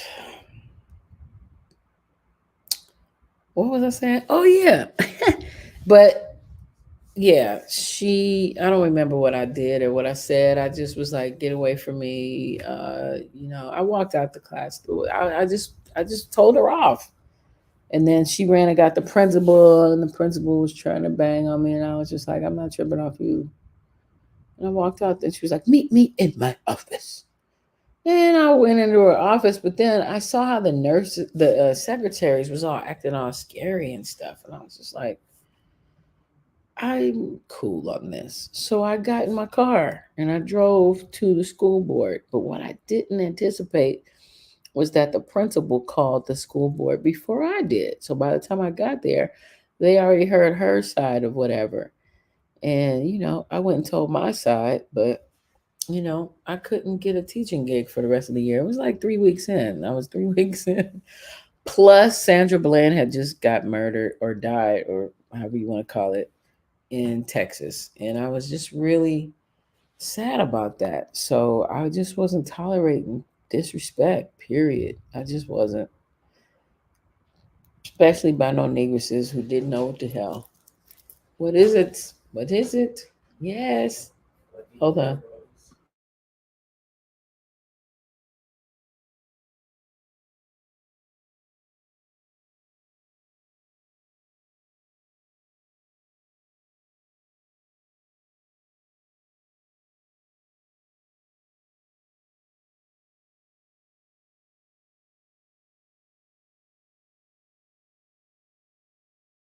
Let me show this video. She snapped. This was my breaking point. The video blew up. Some parents were appalled by Miller's actions, calling her unprofessional and out of pocket. When you threaten physical violence against children, you lose all of what you were going to say. Miller resigned that night, suspecting she would be fired. It was definitely the right call on getting rid of the bus driver. But what she never expected, the majority of parents and strangers who supported her. Hashtag team bus driver. People like Jackie Adkins. People have bad days. I've had bad days. And I think that's what everybody felt in that moment when they saw that, is that they felt for her. Who is the owner of Mistake on the Lake Apparel and who made part of Miller's rant into a shirt. She's going to get around $5 a t-shirt. And people like Jeff Grob. I just thought, man, we got to help her because I'm sure there's more to this story. Who started a GoFundMe page for Miller's retirement fund. The page has surpassed $15,000 in less than a day. There needs to be more ability for these drivers to discipline the kids so that it doesn't escalate to this level in the future. Miller says she apologizes for her actions, but does not regret them and hopes her breaking point is a turning point for school districts. Parents, teachers, administration, they must step up and support bus drivers. Reporting for News 5, I'm Jessie Schultz. Such a response to that. All right, so y'all just heard a snippet of that video. So as you notice, these kids are getting younger and younger. A lot of people think that it's just the high school kids. Oh, I have friends who work in junior high, and these damn 6th, 7th, and 8th graders are off the chain. Okay, so she snapped, and a lot of people on social media really supported her. I think she got like $36,000 on GoFundMe. And she lucked up because a lot of people, a lot of teachers, especially teachers of color, they don't get that pot of gold at the end of the rainbow. So the disrespect is happening in the classrooms, on the buses, just overall. Yo, what's up? Hey, Tea Sippers, to listen to the rest of this podcast. You hear that?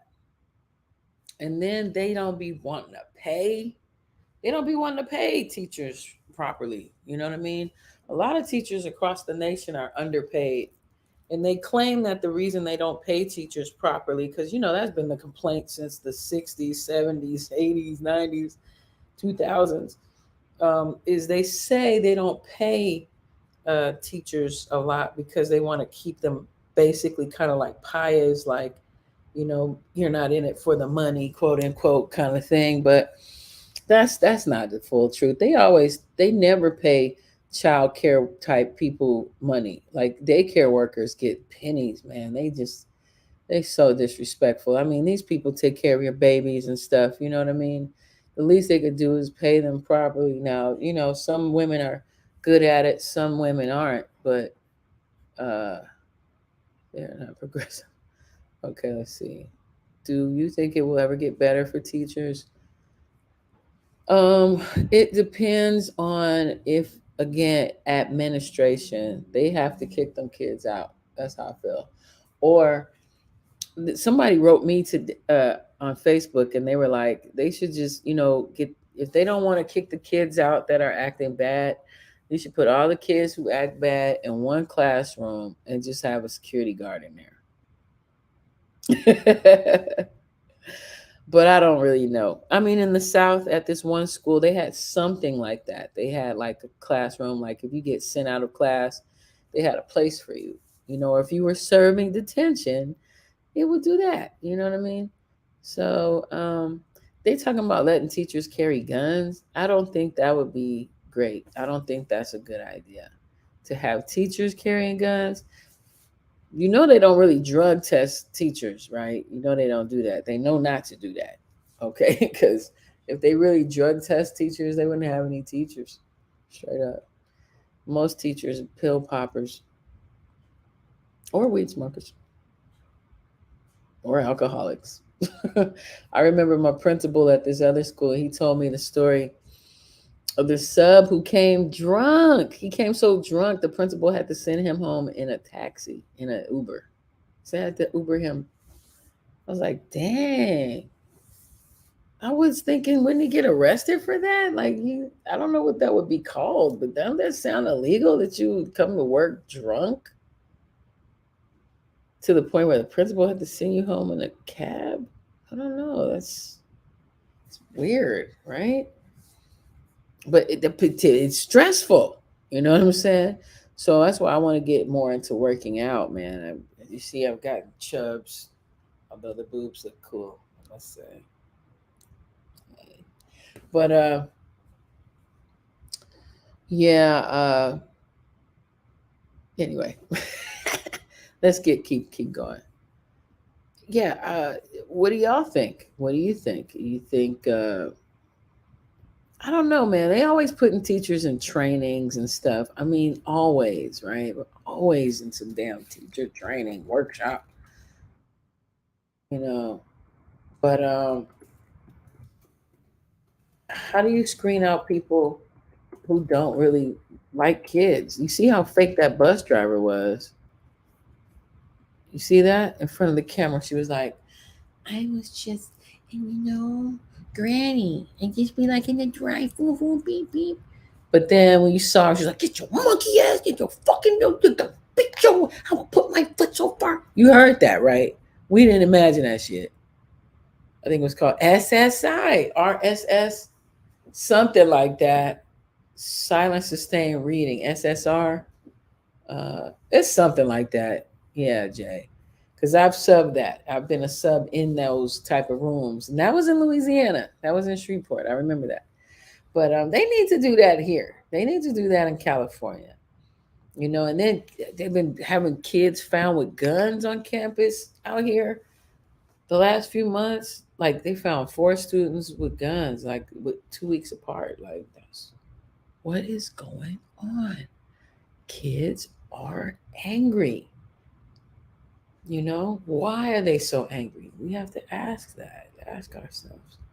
Why are kids so angry right now? What in the tarnation? You know what? I'm gonna play this video right quick and see what all this bumpity bump is about. Let me see. Oh, I didn't put it on the screen yet. Hold up.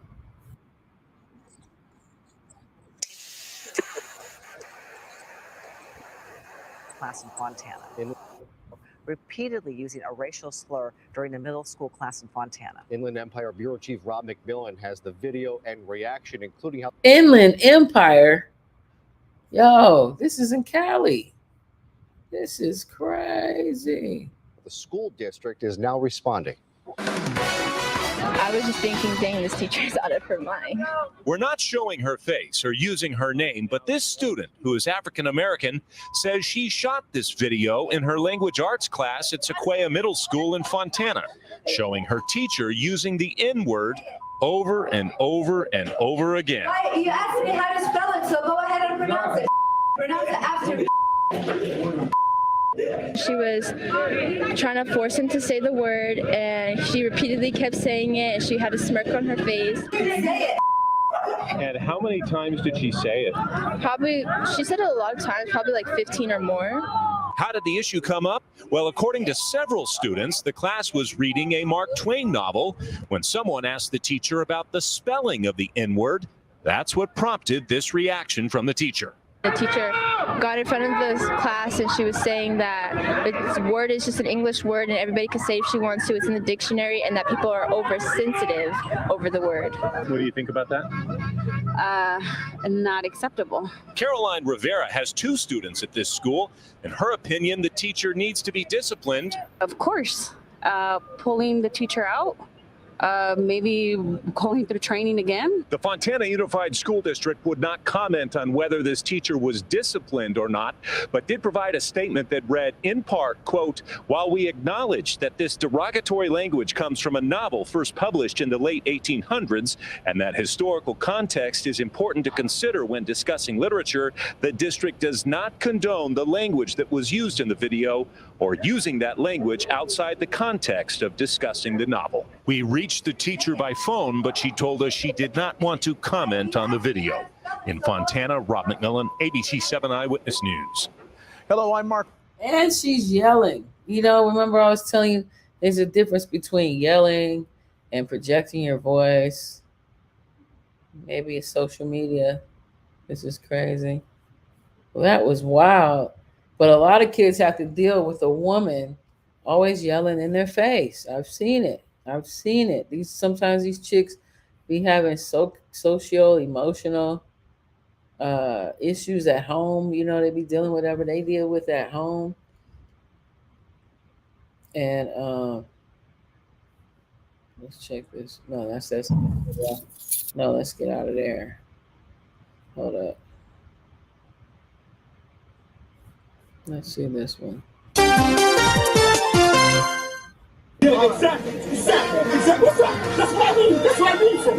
A physical confrontation between a teacher and a student at a school in Baltimore County is sparking outrage. Good evening, I'm Rod Daniels. The incident took place at a special education school in Baltimore County back in September. Since then, cell phone video of the confrontation has gone viral on YouTube. 11 News reporter Kai Reed is live in the newsroom now. She has more on this disturbing video. Kai? Well, Rod, the school is run by the National Center on Institutions and Alternatives. The video has received tens of thousands of hits on the internet. I'm actually want to see me. I told you bust a move, father. I ain't going to bust a move. You got to get on first. If I bust a move, it's all over.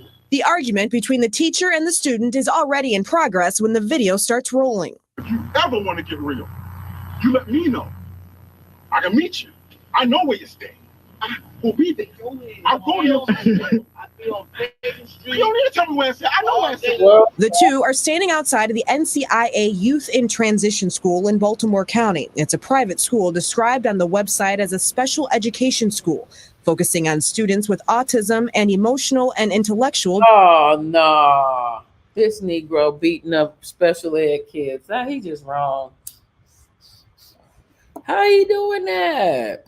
The boy is special. You have to have a lot of patience dealing with special needs kids because you know they have hormonal issues sometimes too, and they can't control their anger. And you have to teach them how. You have to guide them. You can't provoke them. You know, that's what this dude's looking like he was doing. He's like, anytime, homeboy, I get with you anytime, homeboy.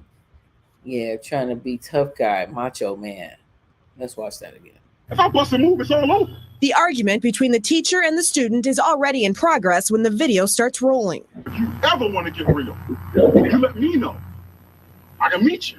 I know where you stay. I will be there. I'll go to your You don't need to tell me where I stay. I know where I stay. The two are standing outside of the NCIA Youth in Transition School in Baltimore County. It's a private school described on the website as a special education school, focusing on students with autism and emotional and intellectual disabilities. Do what you need to do. I need you to start it. Because the report got to be touching me first. He need me to start it. Exactly. The incident happened in September. Let me end it for you. You don't want to go to school no more? I will make sure you don't go to school no more. All right, Papa. No more. Put your hands on me and watch you don't have to go to school for a whole 2-3 months. Someone posted the video on YouTube where it's gotten at least 20,000 views and sparked thousands of comments, both in support of and critical of the teacher. The dispute turns physical after the teacher goes inside at one point, then comes back out. You need to look me in the eyes when you speak. Yeah, exactly. What's up? That's what I mean. That's what I mean from you. A school official told 11 News that the school found out about the altercation on YouTube. In a statement, the official said, "We terminated the instructor and we contacted Baltimore City Child Protection Services." That's exactly what I need, boy. That's exactly what I need. The student was 17 at the time and never reported the incident to the school. The school's mission, which is included on the website, is to provide a structured learning environment to support the maximum development of each student. About 100 students attend. See, he was wrong.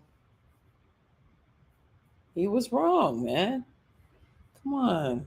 That's a special needs child. That's a big boy. I mean, he's a man child. And that's why you got to train, especially the man children, the big ones, the ones that look like they're grown, but they not, you know, starting around like 12, 13, they start growing 14. They get big and, you know, they get targeted sometimes. And sometimes they do have attitudes and temperaments. You have to find people who are able to deal with those type of behaviors. You know, and you just got to keep looking till you find it because they're out there. There's people that have patience or know how to deal with that without, what up, homeboy? What? Knock it off. Anyways, I'm supposed to start my other podcast at 9, which is going to be loosely about the exploitation, historical exploitation of women of color, Black women in particular. White women too, men too, but Black women emphasis. So if you're interested in checking that out, that's going to be at 9 o'clock. 9 o'clock. Whoops. And it's basically going to be just me like showing clips of historical videos, you know, videos talking about like, you know, showing video footage or pictures. We're going to get into talking about burlesque, about like where does all this contemporary twerking and all that kind of stuff come from? Where does that come from? How has it been displayed in video form? You know, video vixen. We're gonna get into all that. We're gonna get into even back during slavery stuff and all over and in between. How does economics affect that? How does it affect the children? Too much bravado. Exactly, Joe. Exactly, Jay. Yes. Yes, the exploitation runs deep. Yeah. But I'm not trying to completely. Oh, let me conclude with this part though. So I talked about how we're spanking because they would spank the kids at this school. How spanking to me didn't work for me at that school because I didn't like it at all. I was just like, that is just ridiculous. And then I went to this other school as a substitute teacher, and it was a man teacher, and he was a very jolly looking person, I could say. He looked like a good person. And he spanked the kids because I would hear it through the office wall. He'd be like, thwack, thwack, thwack. And it'd be three good solid ones because that's by law what you can do in the South. In Mississippi, Alabama, Georgia, Florida, Louisiana, Texas, you can spank the children. Arkansas, with a paddle, the principal, and your parents sign off on it, and it's all in agreement. Your kid act up in school, they get their butt whacked by the principal. So I've heard him do that a few times. But the whole energy of the school was just really beautiful. Like you could tell that everyone sincerely, truly cared about each other. And I would see parents come up and talk to this principal, and they'd be like, he was kind of like a grandpa, uncle, and he was doing a great job.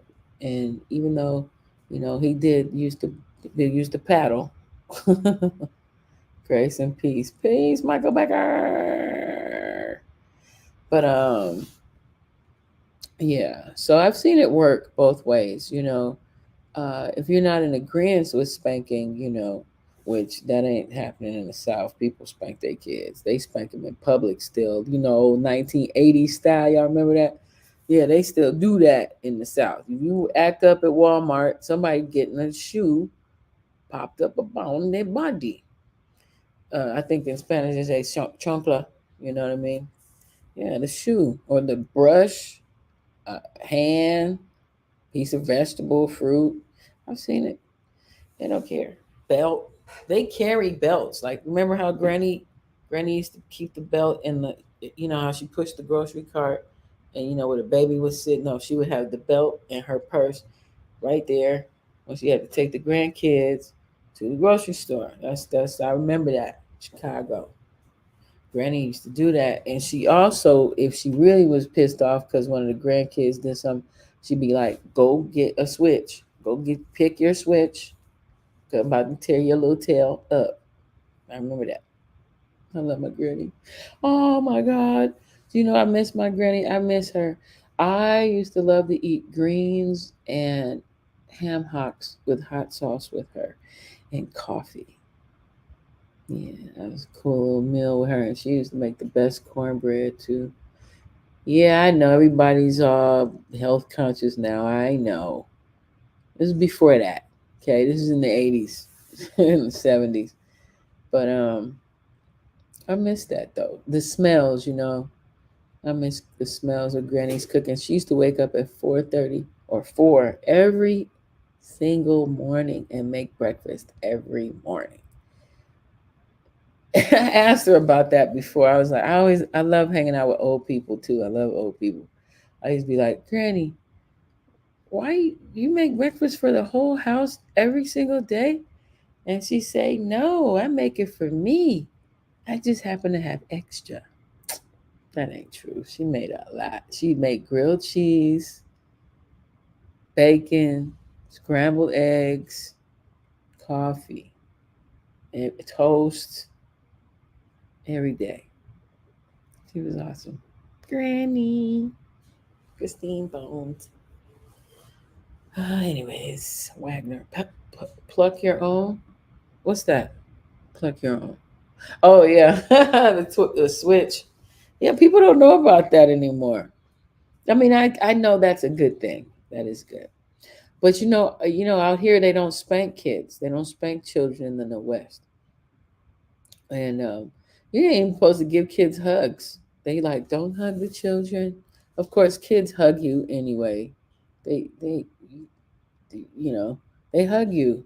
You know they like to, especially elementary kids. They just like to hug people. If they like you and stuff. But I guess I'm gonna wrap this up. So I kept saying the three. It takes the parents being involved and really tuning in with their children, putting them on some type of schedule would really help. Like most kids tell me that they get up through the night. They wake up through the night and get on their phones. They all told me that. They're supposed to go to bed at, let's say y'all give them 9, 10 o'clock. 9 o'clock is appropriate for middle school. 8:30, 8 o'clock is good for elementary. Maybe 7. For high school, you can give them 9:30, 10 o'clock. That's appropriate. Now I did a whole. That's what I got my master's in, folks. Sleep. I did a whole thesis on how sleep affects children and education and all that. And what we learned is that at certain ages, they need certain amounts of sleep. Yeah, certain amounts of sleep. So, the younger they are, the more sleep they need, for sure. So, right around 11, they need about 9 hours. But all below that, from like 2 to like 11, they need these certain amounts. Like when they're 2 to 4, they need like 13 hours. When they're like 5 to 7, they need like 10 hours, for full, really good developmental sleep, you know? And then when they're like 10, 11, 9 hours. That's a good thing because they're growing a lot at that age and they really need a lot of sleep to grow and have their brains develop correctly. Now, what is happening with these little grouchy children is that they ain't getting enough sleep. Okay. They've told me it don't matter elementary school, middle school, high school, it don't matter. They all get on their phone. They text each other 2 in the morning. They be watching stuff all through the night. Some kids tell me they don't go to sleep till 4 in the morning. I'm like, why do you have your phone?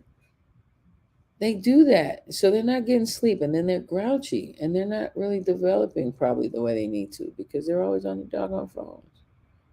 Always. Or playing video games all the time. Instead of reading books, they don't read books anymore. Nobody reads books anymore. I look so. Look at this fat face. I swear to God. Yeah, they don't read books. That's a problem. So you need to take your children to the library, old school, and show them how to pick books. Do you know what they're even into? Are they into Pokemon? You can get them Pokemon books. If they're into romance, you can get them some teenage love books. If they're into spirituality and they want to learn who they are, you can get them some books on that. Guide them. They have movies at the library too. I know that's old school. And everybody has streaming movies, but for those who still may have CD players or DVD players, they do have movies you can rent. Sometimes those are cool. I'm just saying, you got to do better with your kids, man. Y'all shit is whack right now. Kids ain't going to libraries.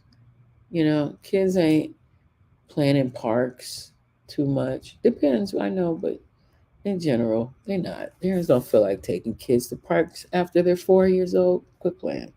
And you should, though. I've been taking my kids to the park every weekend. But again, we got a dope ass park. You can play baseball, you can play basketball, you can play tennis, you could play volleyball. And then they got these amazing things, these rocks, these natural rocks that they can slide down. They got these aerodynamic jungle Jimmy type things. It's really dope. And a place they can climb and jump. It's just really amazing. I get on the slides, I climb and jump, I do all that, man. It's fun. Okay. Um, you got to do it. You got to do it. You have to spend time with them. You can't just put them in football. You can't just put them in basketball. You got to do things with them. I love hearing about parents that take their kids on vacations. You got to do it. Flex your money like that. People always say, I don't have money. You be having money for all kinds of stuff. Okay? Put some into them. aside from clothes, okay? I mean, like, have some experiences with them. Talk to them about how you used to be when you were a kid. When you were their age, what did you go through? What did you deal with? How did you deal with it? They need to hear that kind of stuff. You know what I mean? Kids are not getting enough sleep. They're eating hot chips. I believe that shit has things in it that cause kids to have fiery energy. It's dye number, red number, whatever, right? Isn't it red? I mean, it stays on your fingers.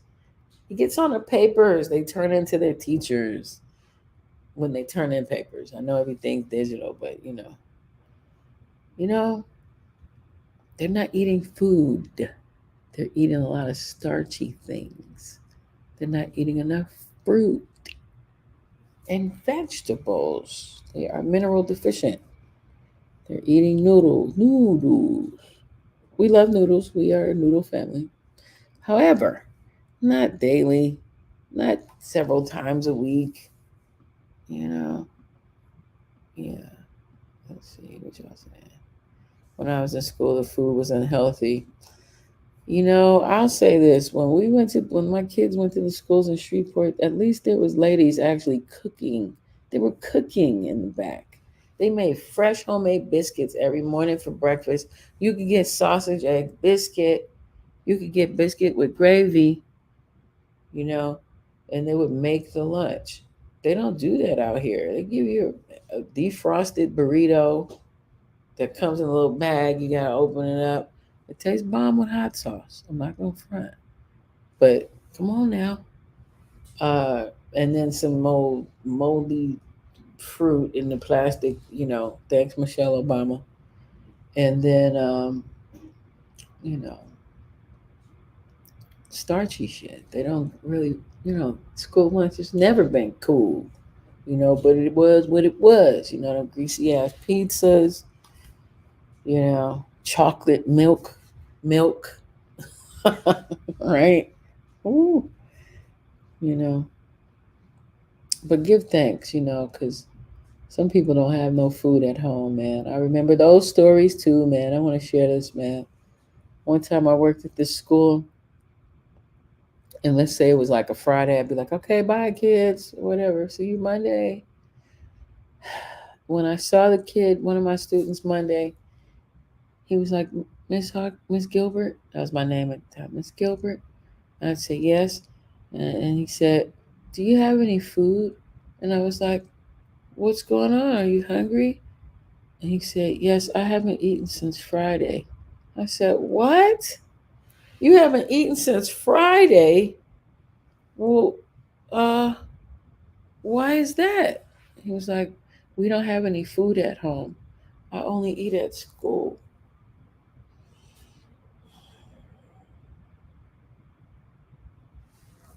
And I get it. I get that boy my whole lunch. You know what I'm saying? And then, I had to go talk to the people and do that and figure out things to help make sure they got some groceries. I talked to mama.